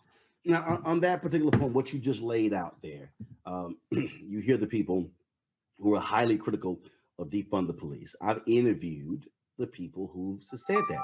And what I've heard them say is, stop giving all of the money to police departments to do the functions that are frankly outside of what they actually are there for. And that is, we've got to reimagine policing. We've got to reimagine our budgets to say, look, if you're sending cops to handle mental illness cases, send mental health professionals. If you're sending people to handle domestic violence, make sure you have domestic violence specialists. That point you make there is so important, because in a lot of cities, half of a city's budget goes to the police department. And I've interviewed cops who say, why am I doing stuff that frankly is not what cops should be doing? Police are not the answer to every problem in America. And let me say this too, Roland. As you know, I served as a law enforcement officer for 27 years, had the honor of serving as the chief of police in Orlando. Our primary responsibility is the safety and security of the people in our jurisdictions, as I said earlier. The police are crime fighters. This is not about defunding the police. This is about funding the police and making sure that they have the resources, the equipment, the training that they need to effectively protect people from those who would do them harm. Crime is still one of the top concerns. Look at New York. Out of all of the great candidates that they had running for mayor, at the end of the day, it was the police captain who won that election. People want to be safe. But the other issue is, we have got to be serious. I think we can walk and chew gum at the same time. We've got to be serious about funding programs that address those social ill problems, mental illness, drug addiction, substandard education, substandard housing, all of those things that directly impact the quality of life of people living in this country. I believe we can walk and chew gum at the same time, and we can do this if we elect people who have the political will to get it done. You are obviously in a very tough race. It is in a state where Democrats have had fundamental issues, especially with Hispanic/Latino voters. What is happening there when it comes to your infrastructure? You look at the governor's race, Andrew Gillum lost by 30,000 votes to now Governor Ron DeSantis. And one of the things is that two of the counties where Democrats depend upon votes, Broward County and Miami-Dade, their turnout didn't even hit 60%. People are suggesting right now this is going to be a wave election for Republicans. And so what are you doing? What are you saying to the DSCC, to the party, that they've got to put the resources into Florida, but also establish a strong ground game and messaging to reach voters who say that, you know what, I don't believe enough has been done to get me excited? Well, Roland, let me just say this. I grew up, as you well know, poor, Black, and female in the South. Florida is my home. I grew up in a rural part of Florida. I'm used to tough things, but I do believe that we can win this race because the people, as I said a few minutes ago, are sick and tired of career politicians who say one thing and do another. Yes, they're concerned about crime. Yes, they're concerned about funding those mental health and other quality of life issues. Yes, they're concerned about the prices of goods and services. Yes, they're concerned about the doggone it, affordable housing crisis that we're seeing, not just here in Florida, but all over the country. And they deserve to have someone who cares about those things and therefore will do something about those things in Florida. And you know, you mentioned Andrew Gillum's race, and statewide races, while losses are painful, they've always been so very close. And I do believe that we're building the most unique, diverse coalition. We're doing what I did as a police chief. I didn't pick and choose winners and losers based on their ability to pay to play. I didn't pick and choose winners and losers or who I would talk to based on their political party. We're working to get some things done, and we're building. We have this coordinated campaign that we're getting ready to launch in Florida, working along with the Democratic Party and other Democratic races that are going on in the state to work cohesively, to work together, to make sure that we are turning out voters that are sick and tired of what they are getting. Republican, independent, Democratic voters who believe in the Constitution, believe in the rule of law, and believe in our democracy. And I really do believe, and you mentioned the Hispanic voters, and we clearly understand that it's not just Cuban Americans. We have Puerto Ricans, we have Venezuelans, we have Colombians and others. And we are talking to them about things that matter to them. We're talking to white voters, we're talking to African American voters, but we're also talking to another major voting bloc in Florida, and that is the Afro-Caribbean voters. And so we're leaving no voters behind. We're getting the work done. And I do believe, Roland, that come November, our work will pay off. I got to ask you this here because look, there are a lot of disaffected African Americans. People are very frustrated with President Joe Biden. His polling numbers are down. Folks are saying that enough has not been done. I've been reading Luther Campbell's tweets this week. I look at the chat rooms and we're live on our show. And I'm dealing with people who are coming at me. I got people right now who are saying, oh, the Asians got a hate crime bill. Why haven't we seen any black specific bills? Even though that was a bill that was passed in the House dealing with domestic terrorism after Buffalo, the Senate Republicans stopped it from going forward. So what do you specifically say to an African American, a young voter, somebody who is middle aged, someone who's older, who is saying, you know what? I'm sorry. Enough hasn't been done. I'm just going to sit this thing out. Yeah, Representative Val Demings is running. She's great, but I'm sorry. I'm just not interested. What do you say to that person, whether they're in Florida or they're in North Carolina, Wisconsin, or Pennsylvania, Ohio, or Georgia, or Nevada, who's saying, hey, I'm just not going to vote? What do you say to them? You know what, Roland, and I appreciate you and your listeners, for your viewers, for asking that question. And look, I understand and I feel their frustration, but we didn't build a great nation without the young people's energy and talent and brilliance. If you look at every great movement that we've had in this country, whether it was the women's suffrage movement and women fighting for the right to vote. Remember those Black women? 22 of them were from or founders of my sorority, and others who said, we're not accepting the status quo. Yes, this is hard. Yes, I'm frustrated. Yes, I'm discouraged, but doggone it, I'm going to work to get it done. If we think about the civil rights movement of 1964 and the voting rights movement of 65, marriage equality, all of the major pieces of legislation that we have seen in this country, it was always because of the talent, energy, and brilliance of young people. Dr. King was 26 years old when he became the leader of the civil rights movement.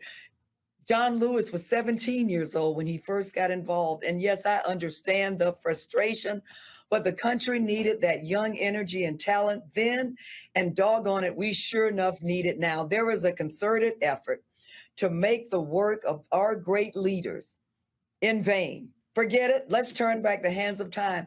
We cannot allow that to happen. And so we need you. We will include you in our efforts. We're asking you. We're already building coalitions with young voters. We need your ideas. We need your talent.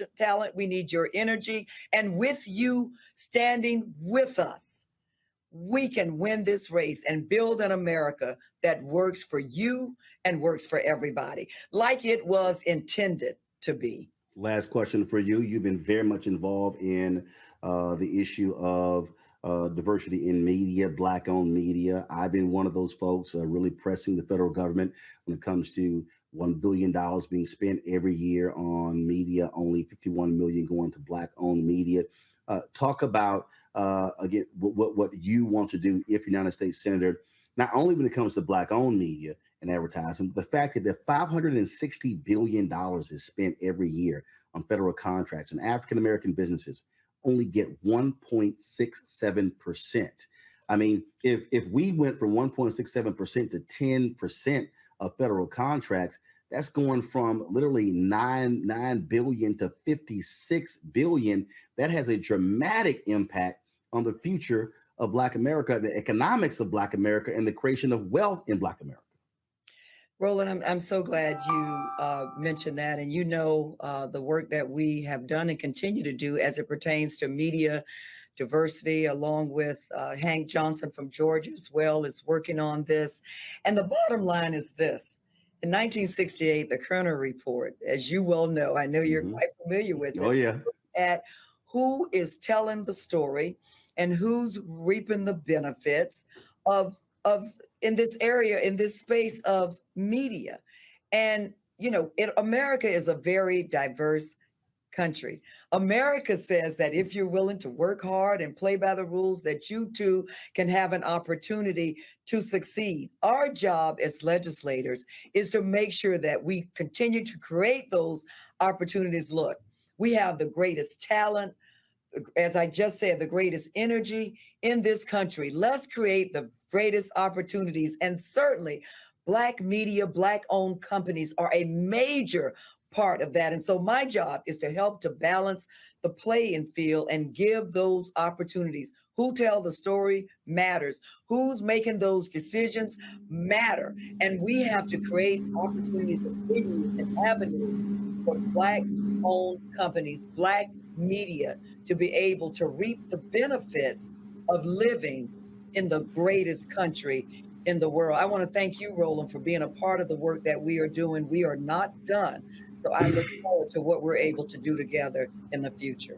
All right, Congresswoman Val Demings, we appreciate it. Look forward to having you back on the show and seeing you on the campaign trail over the next several months. Thank you so much. You take care. Stay safe. Thanks a bunch. You're welcome. All right, let's get it cranking with our panel. Look, Florida's going to be an extremely difficult race to win, Democrats to run. Actually, Larry, you're there in Florida, have been in disarray in this state. DeSantis has been cementing power. You're there. How do you see the state of Florida shaping up in this Senate race? Roland, as always, it comes down to turnout. And you talked about that, during your discussion, particularly in the Black community. And the unique demographics and the diversity in terms as it relates to the state of Florida. There are a few things that, Congresswoman Demings mentioned, I think are really important as it relates to demographics. Obviously, the, Latino community in the state, but also Afro-Caribbean, people of Afro-Caribbean descent, which includes my in-laws, so from Jamaica. So it's really important in terms of, like I said, as it relates to the, racial ethnic diversity of the state, that Democrats and obviously Congresswoman Demings make sure that those communities, people come out to vote. Because, Roland, you're right. A lot of Black folks, when I talk to, when they talk about President Biden and what they haven't seen, may not turn out in November. And it's incumbent on, obviously Democrats to do a great job in terms of to get out the vote. But I think that, Congresswoman Demings has a unique opportunity because people, particularly in Central Florida, know who she is, and obviously, her work in Congress. But it's going to take a lot of work. But I think she's got a great platform. She clearly articulated that today. She's a super strong candidate. But it's also going to be really important in terms of with the DNC, in terms of the consistent support she gets over the next couple of months. I think the race will be close, but once again, it's going to be in terms of what you see at the margins, in terms of, like I said, some of the folks from, those different racial ethnic groups, in terms of getting them out, but not only in terms of getting them out, but prior to that, really speaking to issues that they're really passionate about. Roland, one of the major issues that the state of Florida, particularly Central Florida, where Congresswoman Demings represents, is a housing crisis. And the rate in which housing has gone up over the last year in Central Florida and statewide. And also that's going to contribute to more homelessness in the state.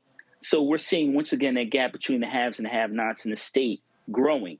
But it's going to be really important in terms of how, Congresswoman Demings, as she talked about in this interview, but talks to the everyday Floridian about why they should vote and why they shouldn't support Senator Rubio. But once again, I think she does a really good job in expressing those issues. It's going to matter in terms of how people really feel about the Democratic Party right now. Greg, and as we see, like I said, Greg, Democrats have been getting crushed with Latino vote. You look at the last election, the Venezuelans went for Trump over Biden in a huge way. She is going to have to close that gap, and she's got to maximize Black turnout. I remember looking at a story in the Tallahassee Democrat in the race between Gillum and DeSantis, and they showed the top 15 counties, and they showed in terms of the turnout. And so you saw the top 12 counties, or top 11 or 12, were all red. Well, turnout was anywhere from 65 to 75% of eligible voters. You didn't get to about 57%. I think Broward probably was around 12, around 57%. Miami-Dade was 54. There is no way in the world Representative Val Demings can win if Broward County and Miami-Dade County are below 60%. They've got to be higher than that. And so, you know, you always have these white Democratic consultants who are always about television, and radio, but it's also got to be boots on the ground. It was important for her talking about that Afro-Caribbean because you're seeing a significant Haitian population, Haitian-American population in Florida. It's also, no, they're not as strong as that Cuban-American vote. They're in Miami-Dade, but it does matter. And so she has to maximize those numbers and close the gap with Rubio among Latino voters, and then, of course, really get those white progressives out to vote. That's absolutely right, Roland. And I agree with Larry. I agree with Dr. Walker. This is a turnout election. Every election is a turnout election, particularly for the Democrats. It's complicated calculus because Val Demings is a loyal and faithful member of the Democratic Party. That presents problems because on things like immigration, the Democrats and Republicans aren't different enough to energize the immigrant African community in Florida, whether it be Haitians, whether it be those who are Americans, technically, but still a colony like Puerto Ricans and others. It's difficult. Now, we know that the Venezuelans, just like the older Cubans, are racists. And we know that the United States government, Democratic or Republican, has been trying to undermine the Venezuelan government for a number of years. I mean, the clown, Juan Guaido, is favorably looked upon by the Biden administration, and Val Demings wouldn't go against that. But that having been said, you know, we're facing a situation where, again, this isn't about appeal to logic or issues. We know that perhaps nearing 60% of Floridians are against that 15-week abortion ban that the clown governor, who, as far as many of us are concerned, stole the governorship from Andrew Gillum, signed into law. But that really doesn't matter. What matters is, can you get your people out? Marco Rubio, who does not have the excuse of Herschel Walker, maybe Herschel Walker has CTE. Marco Rubio is just an idiot. On the leaked abortion draft, the overturning Roe, Val Demings comes out, of course, in full support of women's right to choose, and little Marco starts prevaricating because he understands he doesn't have to have a position on the issues. All he has to do is continue to have a pulse, and the machine will turn it out. And so, finally, again, echoing what Larry just said, Dr. Walker just said, and what you just said, Roland, what we're seeing in these primaries, in this primary season, in a season where Brother Jones won the Democratic nomination in Arkansas with about 66,000, I think, votes, and Sarah Huckabee Sanders won the Republican primary with 288,000 votes, and the cat that finished second was within 8,000 votes of the winner on the Democratic side. These people are fired up trying to protect their white nationalist concept of this country. So I wouldn't spend a whole lot of time chasing folks. How long, Roland, have you been telling these damn white consultants to stop chasing them three-toothless white voters that ain't never coming home? Expand the base. I just don't know if Congresswoman Demings is gonna be able to do it, but in part because that's not the Democratic establishment playbook. Doron, again, when you look at one of the things that I think is a plus for her, they're gonna try. It's a little hard to try to call her anti-police when she's a former police chief. Her husband is a former head of a police department who's now a mayor. And so Marco Rubio can't have a law enforcement debate with somebody who had that gun on their hip and a badge on their chest for longer than he's been a U.S. Senator. No, Roland, you're absolutely right. Yeah, because we know that that's the Republican go-to is like anybody who's automatically a Democrat is soft on crime, or they're in the pockets of criminals. Somebody like a Val Demings, you can't say anything about that because of her track record and because of her bona fides. I think once you take that out of the equation, the thing to really pay attention to is that Florida, as always, is again a battleground state. And as Representative Demings said earlier, every vote is going to have to matter in this election. But here's the thing. As you alluded to in your interview with her, and as some of the other brothers on the panel have said, you can't win an election, whether it's a local election or a governorship or a congresspersonship, or definitely not the presidency, without the Black vote. And we are in a time right now in America where there is a lot of frustration within the Black electorate. Not just young people. You have a lot of people who are middle-aged and a lot of people who are older who are very frustrated, and you have to speak to that population of voters. You have to let them know that what their concerns are your concerns as well, and they want to be spoken to in that way. And as Dr. Carr said, the Democratic establishment is so concerned with trying to catch the white woman and the white voter in the suburbs and completely ignoring their base, and that is not going to win you an election. And those days are over with. You can't show up to the black electorate with music and dancing and this sort of thing and expect them to come along with you. You have to speak to them like intelligent voters. You have to speak to them, to their concerns, and you have to tell them what you can do for their concerns, because they've heard this before. They heard it 2 years ago. They heard it 4 years before that. So you have to respect the intelligence of the black electorate, which is your base, and appeal to them, and then you can win. All right, then. Well, this is certainly one of the races we're going to be watching. All right, y'all. You know what time it is. No charcoal grills are allowed. I'm white. I got you, bro. Yeah, illegally selling water without a permit On my property. Whoa! Hey! You don't live here. I'm uncomfortable. All right, then. Now, LA Clippers guard Norman Powell says he was at a Las Vegas gym when a white woman approached him and told him he was not an American. Now, Powell was working out when this Gina turned Karen rolled up on him. Palace This girl is insane, bro. She came in here earlier talking noise and we sent her away. She came back talking crazy, saying that we're not American, which is pretty crazy to me. You're not American. How am I not American? How are we not American?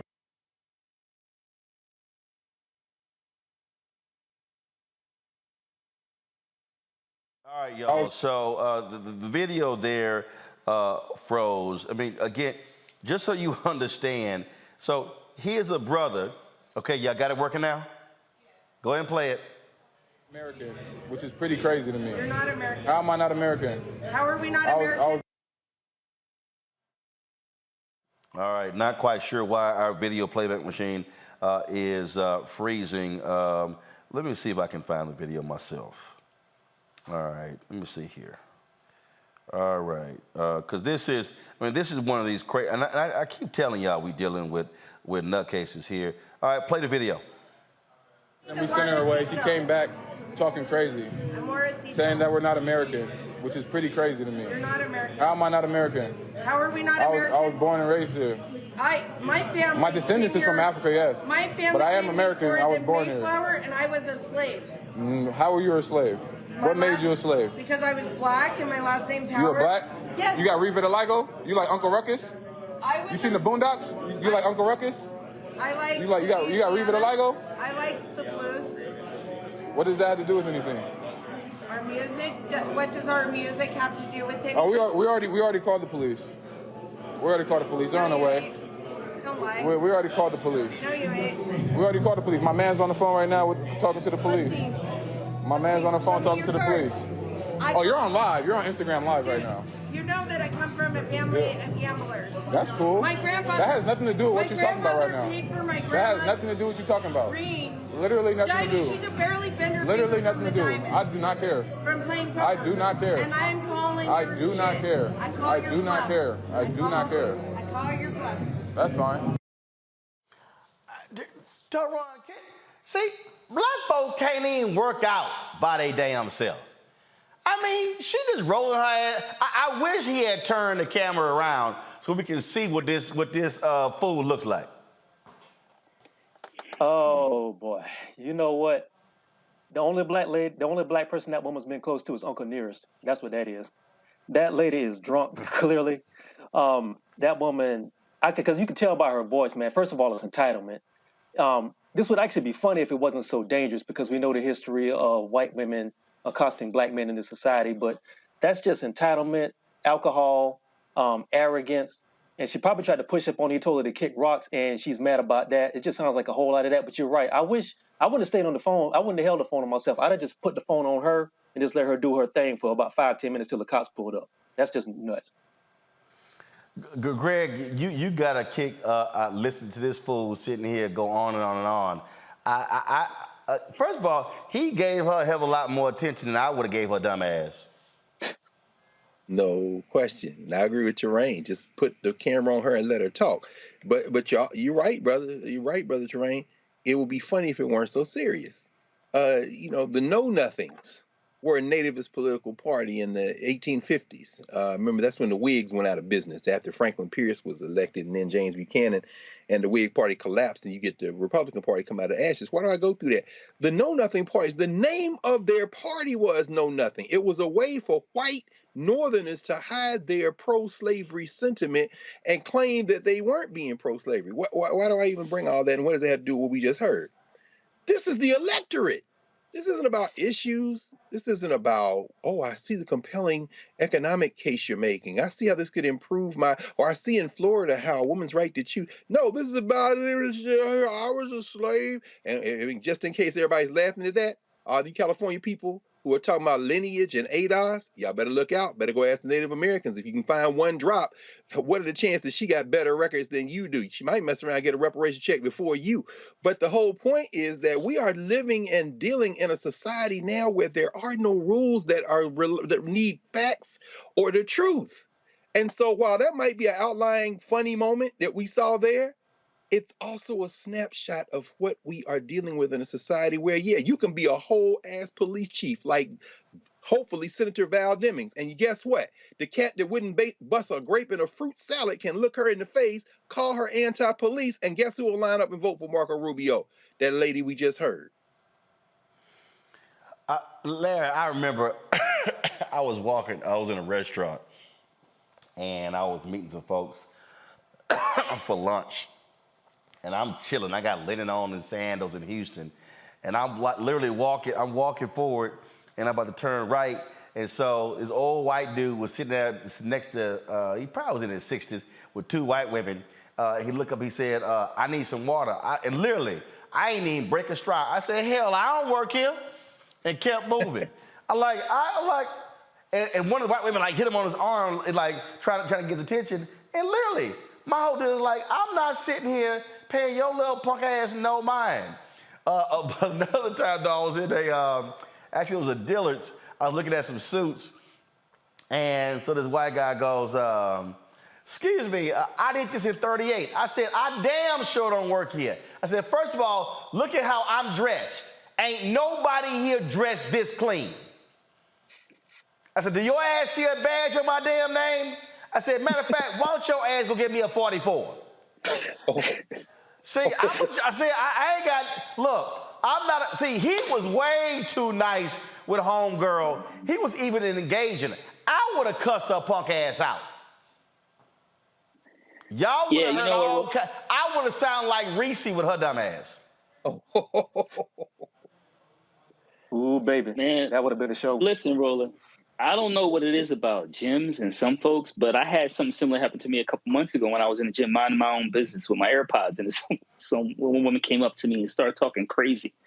I had a choice right there as what I was going to do, and I decided I was going to just pretty much ignore it and keep it moving, because sometimes, he was obviously, he's an NBA player. He's streaming this. He's got folks that witnesses there, but also that racial and gender dynamic get brothers in trouble. It's been, for hundreds of years, we know those kind of challenges that can happen. But I thought it was interesting, Roland, when she mentioned the Mayflower. So I know, Brother Cardinal, when she said that, that's a clear signal about where you find a racial hierarchy, so to speak. So, like I said, fortunately for him, like I said, he's got a big platform. He could stream it. I wish he would have showed us so we can, once again, people can contact her employment, et cetera, to make sure nothing like this happens crazy again. But I've had things like this happen to me in public. Roland, you just described it. Folks out here are crazy. And like I said, she talked about the Mayflower, so she already knew what she was trying to tell him. I do recall, I need to find this video. I was on a plane. I need to find this video because I had a crazy-ass white person moment.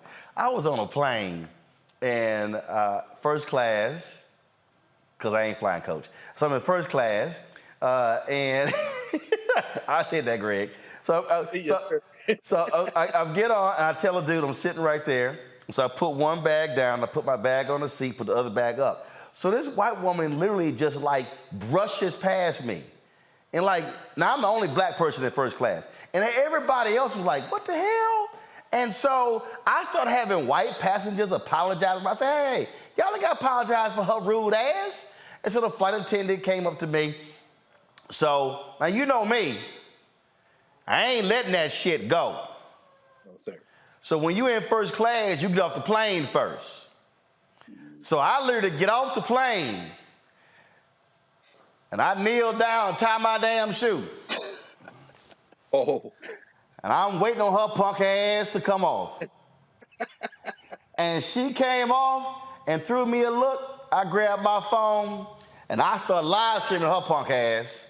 And I was like, oh yeah, you rude ass heifer. Oh, I saw her killing her. I was like, yeah, I'm filing you the baggage claim too. And so I said, what, you mad because I was black in first class and you were white in coach? Oh, I was killing her. I was killing her. I live streamed her from the plane to the baggage claim. Oh, I ain't had no problem lighting her punk ass up. And again, the other passengers, they were all white. They were apologizing, said, oh my God, that was just rude of her. Like, she literally was so mad that, but you know what? Here's what I think happened. I don't think she was mad that, like she couldn't wait to get to her seat. Here's what I really think happened. Because you know how it is when the only time black people get to experience white privilege is if you at the airport, because you got TSA pre-check or clear, or when you 1K and you get to get on before everybody. Because how many of y'all got status on the airline? So when you fly, you walk, none of y'all got status on the airline? No, I'm just watching. Okay, y'all seen this before. I'm lower tier. Y'all seen this before. Y'all seen this before. When everybody in line and they got like line 1, then they got the other line for like groups 2 through 5. And when you got status, you can walk up any damn time you want to. Right. And they gotta wait because you got status. So you walk up and you stand there and they chilling, wait, and then, look, I'm real black with it too. Cause see, I don't even look at, I walk up, I'm like, and so you waiting, and then they go, excuse me 1 second, and then they call you over, and then you go ahead, and don't even matter. See, I think that's probably what happened. She probably was mad as hell, like, how they gonna weigh this black man for, and look, I'm telling y'all right now, y'all see whatever y'all want to, I'm gonna be real black and real arrogant with it. Because this the only, like I love it when you get on the plane and they say, I'm sorry, we got a bag. I said, shit, not for concierge first. I'm like, I know you got room for first class. Then they start moving stuff in the closet for the flight attendants. I'm like, yeah, this goddamn bag gonna be on the plane with me. So I'm just letting y'all know. I get real, I'm like, cause look, I see how they roll, I'ma roll the same way. And I'm gonna sit here, so that's probably the only time, that's the only time we really get to have that privilege that they enjoy. And guess what? I'm gonna use the hell out of it. But Roland, all I would say, and we all know this, just in case, because getting new viewers every week, you earned every bit of that. Oh yeah. In other words, it ain't like nobody, you was born into that. Nobody give me those miles. Like my wife had to learn. She tripped out, man. We get on the plane and she's like, what are you doing? I said, shit, better get on the damn plane. She's like, but they in line. I said, no, they in that line. I'm in this line. I said, I earned this shit. And so she was like all concerned. I said, well, hell, you can go stay with them. I said, because she was with me, she get on first. So then we get on the plane, then she get on, ain't no damn room. I was like, because your ass came on late. I said, next time you get on the damn plane with me, you have your bag stored. I said, see what happened when you like this? Doc, I know. Wait a minute, you left her? You left her? Hey, Doc, this real simple, bro. Let me tell y'all something. Bro. All y'all women, let me explain something to y'all. Okay? Y'all don't want to sit here and listen to your man, and y'all want to go stand in groups 2 through 7, going right ahead. My ass in group 1, okay? Now, if you don't want to get on the plane because, you feel like that's interrupting, that ain't my problem. Roland ass getting on in group 1. I got status. I'm a wild boy, but I ain't that wild. Man, hell no, hell. What? You actually thought I was going to be in group 1 And I was gonna stand my ass over there in group 2 through 7 because she a preacher. She can go pray with them. She can go lay hands on them. She can talk to them. My ass getting on in group 1. It's all right, bro. All right. They don't call it ice cold without reason. What the hell boy. wrong Right. with 3 of y'all? Y'all are, what, y'all at? Shh, man, y'all lost y'all. See, right there. Come on. Man up, Torrey. Come on. Look here, bro. All you do, you tweet all that shit about manhood and everything. Now you're like, oh, damn, man, I don't know I would do that one, man. That's a little rough. Hey, you gotta pick your battles now. You know, I stand on what I say, but I mean, if she ain't gonna come along with me, then we gonna figure something out. I'm just no, we not. Go together. Hey, I figured that shit out. She can stand over there, row over here. Guess what? She ain't did that shit again. Hey, Roland, listen up. If I follow your, for walking your footsteps and I end up homeless, so I'm be knocking on your door. Hey, so, no, that ain't a problem. But I'm exactly. Here's the lesson in what I'm saying, ladies.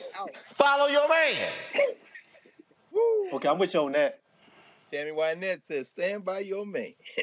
Let me tell you, let me explain something to y'all. Literally. If Roland was in group 4 and my woman was in group 1, I'm walking my ass on the plane with her. I ain't tripping. I don't care about nobody else. See, y'all sitting here, I can't believe I can't believe the 3 of y'all thinking I'm just out here by my damn self. Y'all lost y'all mind. Say what? Okay. That's right there. What they call it? Young folks say gang, gang. If you rolling, we rolling together. No question. Come on, get up here. What you doing? Nah, hey, exactly. Reverse, you be over there. Yeah, I got it. I see you on that point. Yeah, I get you on that one. Yeah. Now he get us on that one. But if she don't want to get on and skip everybody, now I don't know I'm gonna do all that. Man, please, you lost your mind. Y'all go ahead and do that. But Roland getting his ass on the plane. I'm just letting you know right now. Sorry. My brother down in the cut being quiet. He's probably the smartest one in the house. Hell no. Y'all think I'm lying. Y'all send her a tweet and see if she tell you I'm lying. That's exactly what happened. I got my ass on that plane, sat the hell down, chilling. But wait a minute, hold on. So now you on, she walks past you and there's nowhere to sit? No, she had a seat. Wasn't no overhead. Hey, the luggage up above. Filled. Was full. Guess what? That's what happened when your ass in group 4. And that's the last time that happened. That's the last damn time that happened. That's what teachers call a teachable moment. It was a teachable damn moment. She's like, hell, his ass in group 1, I'm in 4. Guess what? I'm walking on group 1. I'm like, walk your ass on this plane. Okay, see? Some of y'all women go ahead and be like that. Okay, I see how y'all want to roll. Look, we ain't got that problem. See, I'm real clear. If you want to be an independent black woman, go on right ahead. Be independent. Is that what independent means? Indie.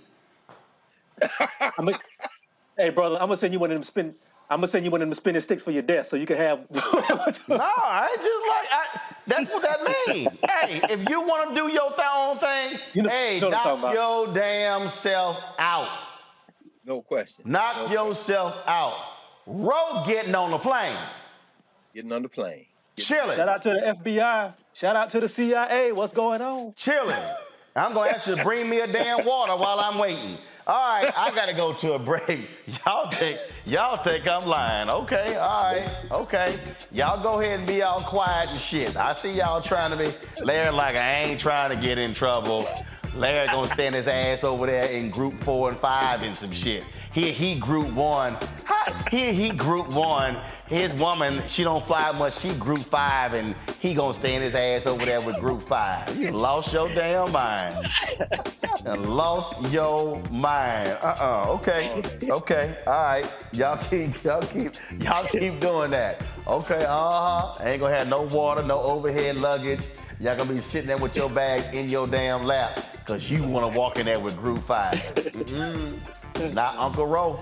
All right, I gotta go to a break. We'll be back. Roland Martin Unfiltered on grown ass Roland Martin. Group damn 1 Roland Martin. 1K on United Roland Martin. Concierge Just so y'all know, some of y'all may not know, when you concierge on United American Airlines, they have a person who meets you at the door to walk you to the gate. Then there's a person at the gate holding your boarding pass to get you on. You damn right, I'm getting my ass on the plane in style. I'm gonna be as black as possible doing it. And if you white in line and you got a problem with me walking in front of you, suck it up. That ain't my problem. I earned it, as Greg said. I'll be back in a moment. I'm Dr. Greg Carr, and coming up on the next Black Table, thinking about the Black freedom movement in a global way.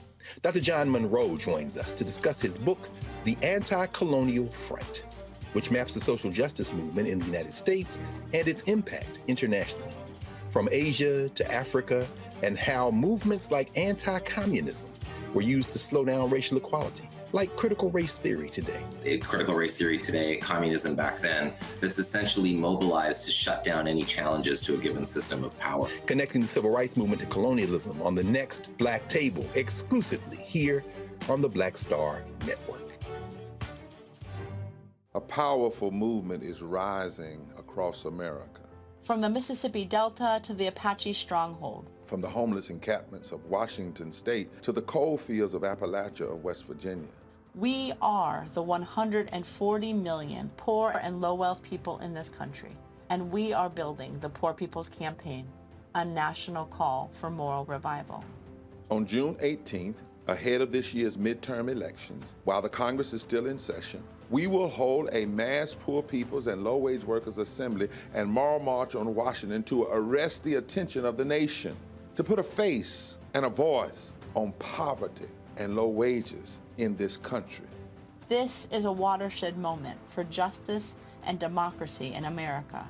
There are those who say that transformative change isn't possible, but history teaches us that it is precisely in times like these that people must build a broad and deep movement from the bottom up. We must compel this nation to repent, to lament, and to see the realities that have been hidden for far too long. On June 18th, we will come together to lift the voices of the poor and low-wage workers who know that change is not only possible, it is essential for our survival. We will make the connections to show how systemic racism, poverty, ecological devastation, the denial of health care, the war economy, and the false moral narrative of religious nationalism and white supremacy are hurting us all. We will show the nation the faces of Americans who cannot afford to go back to normal. We will detail the policies that can move us toward a society that works for everyone. And we will pledge to go home and build power for transformative change in this year's election and for years to come. Because the question should have never been, how much will it cost to address poverty? The real question is, how much is it costing us not to? Somebody's been hurting our people.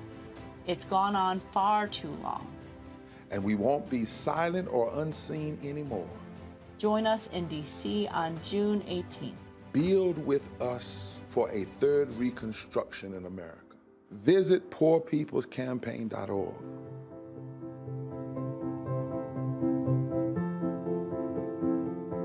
Hi, I'm Eric Nolan. I'm Shantae Moore. Hi, my name is LaToya Luckett, and you're watching Roland Martin Unfiltered.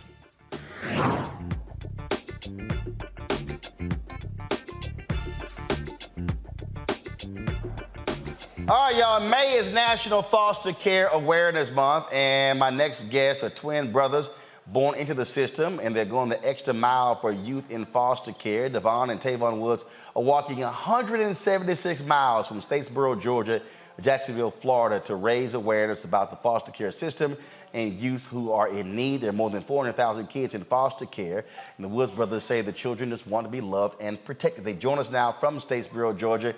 Glad to have y'all here. First of all, why the hell y'all walking to Jacksonville? Like, y'all couldn't walk to Atlanta or Charlotte? Why y'all walking to Jacksonville? The reason we walking to Jacksonville because a 4-year-old boy named James Reese Jr. He got killed last year in the foster care system. We've been in contact with his mom, and I always been telling her that we was going to do something. So I finally made a decision to actually do it in Jacksonville, not just for James Reese Jr., but for all of the kids around the world in the foster care system that have been failed. So when y'all get to Jacksonville, is there some kind of rally or anything along those lines? Yeah, the news going to be there. We're going to have James Reese Jr. mom is going to be there, and a lot of other people is going to be there as well. All right. So now, you're starting. First of all, how long is this walk, and how many miles are y'all doing per day? We're averaging around 21, 22 miles per day. 21, 22 miles per day. That's almost like a marathon. Right. Now, what do y'all have? Do y'all have like cars following y'all? They got water, food. What's up? No, sir. We don't have anybody following us. Man, our support has been crazy. So we just been putting our route, like where we're going between that day. Like we're going from this city to that city, and people will just be seeing us and be like, "Oh, y'all the twins off Facebook." Like it's crazy because we never been on this side of town, on this way to Georgia. And so many people been noticing us, just bringing us water. So the support has been amazing. Okay, hold up. So y'all ain't nobody following y'all. So y'all just walking. Where y'all staying? Y'all got like tents or something? No, we Airbnbs. Wow. So basically, look, y'all walking from one Airbnb to the next. No. No, so this how it is. We whenever we get to the city that we're staying at for the night, somebody will meet us and bring us to the Airbnb. So once we make it into Hold up, somebody y'all don't even know? Yeah, exactly. They have it set up like food, Airbnb, we never been to these cities before, but we just post on our social medias, and everybody been treating us like we from these specific towns, and we never been here before. Now hold up, y'all eating everybody mac and cheese? Yes, sir. Y'all brave as hell. Not everybody. It's like we eating at restaurants and stuff like that. All right, I'm just checking. Greg Carl, I'm just saying, because look, when I travel the country, I have people, like I gave a speech in Akron, Ohio, and this woman, I mentioned they had some horrible dessert at the speech, and I said, damn, y'all need some pound cake. And I did. Yeah, I'm real black now. And this sister was like, she said, I baked the pound cake yesterday. It's in the freezer. My homegirl went to her house, brought the pound cake from her house to me at the venue where I gave my speech for me to bring home. See? Right. But it was pound cake. I mean, it's a little hard to mess up pound cake, and it was good, too. Definitely. So y'all have just been hooking. So just you put it out there, and the public has just been showing up and showing out. Yes, sir. It's crazy. It's like every time we came in, they putting us in their newspaper. Man, they've been taking it's crazy, man. Like owners of restaurants wanting us to come to their restaurants, and It's just been amazing, like for real. Wow, I'm gonna go to my questions, but I'm gonna give y'all one tip. Now go back to the video. Them videos, y'all keep shooting in vertical, okay? Y'all keep shooting them photos in vertical. I'm just gonna help you out with a little television. So when you shoot in vertical, see them black bars on the side of the screen right there? Yes, sir. That's because you're shooting in vertical. If you shoot that bad boy horizontal, it's gonna fill the whole screen up and for television. So just when y'all shoot video, shoot this way, so when the local television stations pick it up. That's what they've been telling us. You're right, Mr. Roland. Telling us that the news report, like, make sure y'all shooting it. Shoot landscape horizontal, so when you put it on TV, because see the problem is we got to put a screen behind it, because it's the black. We got, boom, right here. All right, questions. Let's see, Larry, you first, since they walking to Florida and you in Florida. Yeah, first of all, congrats, is a great idea. So this is a personal issue for me because my mother-in-law was a foster care parent for years. So I know how important it is to be in be involved in foster care and be positive role models. Can you talk about Are you sharing? Are you raising money? Do you have? Is there some kind of website, et cetera, that folks who are watching can go to support your effort, not only in terms of the walking, but obviously, I'm assuming you guys have larger plans in terms of bringing attention to the importance of foster care and obviously protecting the lives of children who are in foster care. Is there a website or something else that you guys or people can donate, et cetera?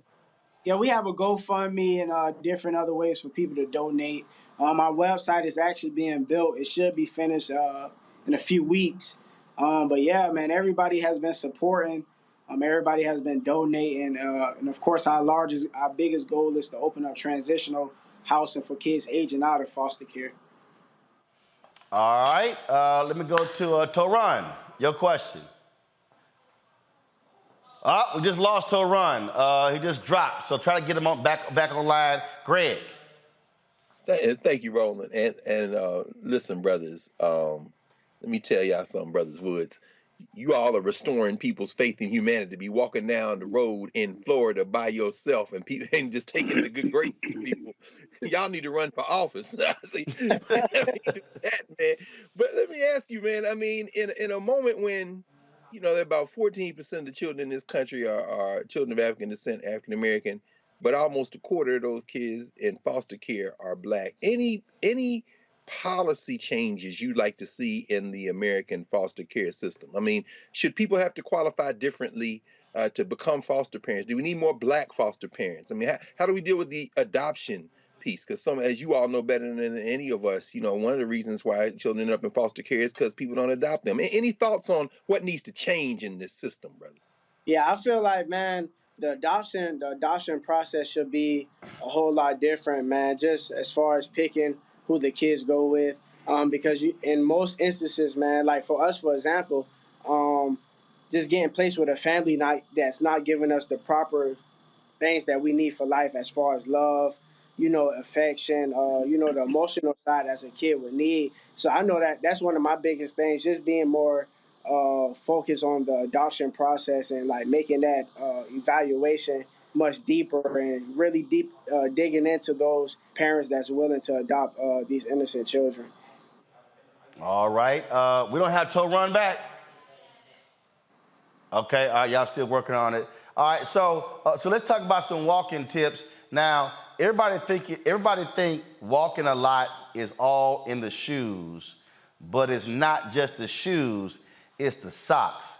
We last year we were in Austin for the Poor People's Campaign march in Austin, and I ain't have no issues walking, but Anthony, who worked with us, his ass like 20 years younger than me, and he was whooped.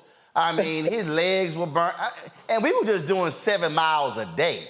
I was like, damn, dog, you got to get out more. So everybody watching, it's not just the shoes. You got to have the right socks when you walking a lot. Yes, sir. So what was how did y'all game this whole thing out? Well, honestly, Mr. Roland, I ain't gonna lie. I put all this together within like 2 weeks ago. Wow. So it was just it was just so quick because I was like, man, like it's Foster Care Awareness Month, and not even Foster Care Awareness Month. I was just like, man, somebody got to walk the extra mile for these kids because it's not just bringing light and shining a bright light, which it is, but it also giving kids all around the world in the system hope that, okay, like I can walk, I can keep going, like no matter what I'm going through, no matter the pain, I can still keep walking, I can still keep pushing until I get to the finish line. So I put this together so fast. And our preparation, we didn't start planning. We planned as we got on the road. After the first day, we like, okay, this is what we need to get. This is how we got to do this. So after that first day, man, we got a system down pack. And ever since then, man, we've been killing it. So how many days y'all now been walking? 4 days. 4? Yes, sir. And how many more days y'all got left? Tomorrow's the last day. Tomorrow's the last day. Got it. Anybody cramped up? Yeah, yes, sir, most definitely. That's why we got pickle juice. Pickle juice? Yes, sir. Oh, y'all damn sure from the South. Oh, we from South Carolina. Yes, sir. Y'all straight up black ass from the South. Cause I bet y'all grew up with the peppermint stick in the pickles, huh? Yeah. Hell yeah. See? See. Everybody, somebody on YouTube said, hell yeah, old school. Old school. So, blisters, anything like that? No, sir. Blisters, no, sir. Man, look, thank God for that, because ain't nothing like getting some blisters and you got more miles to walk.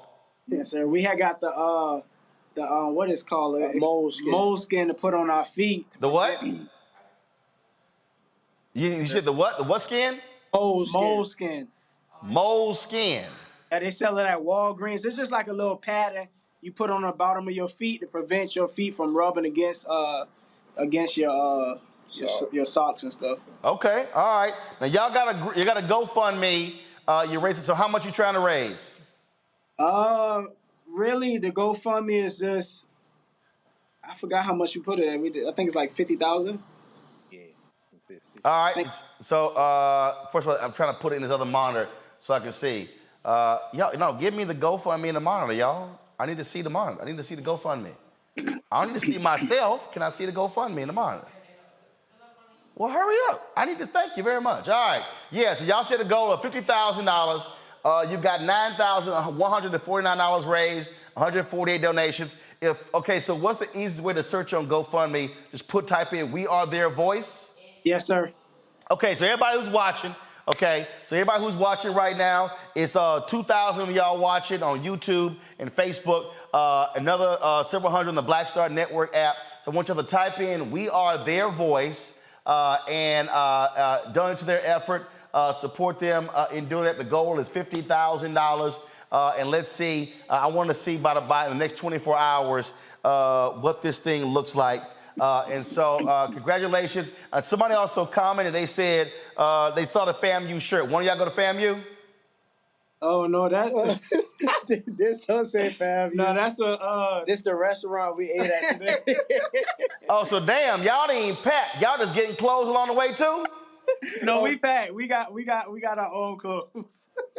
No, but I guess in one of the videos they saw an orange and green shirt. They thought it was a FAMU shirt. Oh, no, that was a Mossy Oak shirt. Yeah, that's a Mossy Oak shirt. That's a Mossy Oak. Oh, got it. So what's that? Another restaurant? Somebody gave y'all a shirt? No, that's Mossy Oak. That's a hunting clothing line. Yeah. All right. Well, somebody thought it was FAMU. So, but look at that, y'all. They giving y'all shirts. They giving y'all. Yeah, you know somebody gonna walk up to y'all and give y'all a pair of underwear too. They gonna give y'all all kind of stuff. Okay. So what? All right. So what's been the craziest thing somebody has done for y'all on this walk? Man, yesterday at the church. Oh yeah, that was crazy. The lady said she saw us on the news, Miss Peggy. She saw us on the news, and they was waiting for us to come through their town. And she saw us, and she invited us to their church. And man, we went to the church.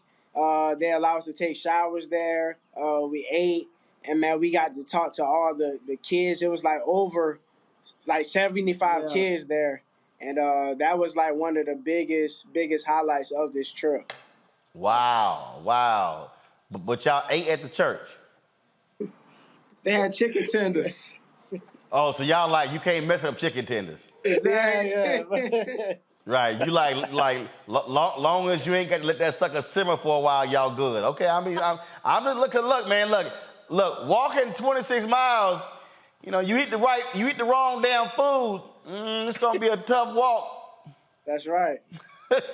All right then, well, gentlemen, congratulations, Tavon and Davon. Again, folks, it's We Are Their Voice. That's the GoFundMe page. Y'all can check that out. Support them in what they're doing. I see already. Let's see, y'all at 9,149. So it looks like it's at 9,201 now. So you picked up 5 new donors, and so support them in what they're doing. And certainly congratulations, gentlemen, and good luck. Thank you. All right then, glad to have y'all on the show. Wow, pickle juice, Greg. Roland, that did my heart good, brother. I mean, you look, hey man, anybody, please, every time we on here, man, you show the need for black media. That That's priceless, man. Those cats are pure bread. That's some South Kakalaki. That's some. Where did he get the pickle juice from? I mean, you could have took that interview in a million different directions. You ain't lying.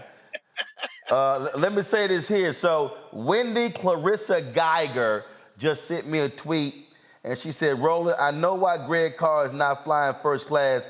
He figures how many more books he can buy if he flies coach than if he flies first class.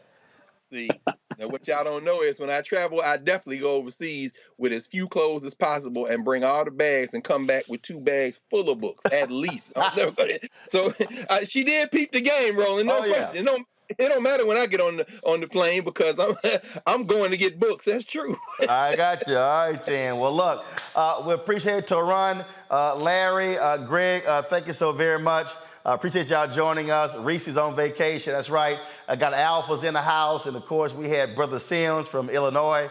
Also a fellow Alpha. That's how we do it. Y'all know how Alphas roll. Everybody else, they just imposters. All right, y'all. That's it for us. Tomorrow's show, y'all don't want to miss it. We got Randall Pinkett, actually, and his co-writer Jeff, 2 Alphas.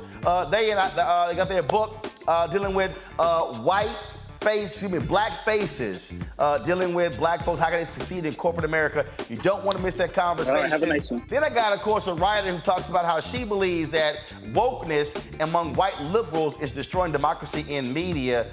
She and I got an interesting conversation. And Congressman Ro Khanna is also on the show talking about what Democrats need to do to win in November. So it's a fantastic show for tomorrow. Y'all don't want to miss it. Don't forget, download the Black Star Network app, Apple phone, Android phone, Apple TV, Android TV, Roku, Amazon Fire TV, Xbox One, Samsung Smart TV, and of course, you can always join our Bring the Funk fan club where every dollar you give goes to support this show. Send your check-in money order to P.O. Box 57196, Washington, D.C. 20037-0196. Cash App, $RM Unfiltered. PayPal is R Martin Unfiltered. Venmo is R Martin Unfiltered. And then, of course, you go to Zelle, rolandsmartin.com. And then, of course, you also have, give me 1 second, y'all. Give me 1 second. Roland at rolandsmartin.com, Roland at rolandmartinunfiltered.com. Kenneth, come here. So, y'all, so the other day I introduced y'all to 2 of our interns. He's our 3rd intern, Kenneth Goodall. Kenneth, come on. I told you to come on, man. All right, so this Kenneth, you're at Norfolk State, right? Yes, sir. All right, so it's what, junior, senior? I'm graduated. Oh, you graduated already. All right, so Kenneth is interning. He trying to sit here and get a job. So you know he's gonna be real focused in his 10-week intern. So Kenneth, glad to have you here, and so looking forward to you and the other interns. Okay. Thank you. All right, cool. Back to the control room. All right, y'all. That's it for us. I'm gonna see y'all tomorrow. Y'all know how we do it. Holla! Martin!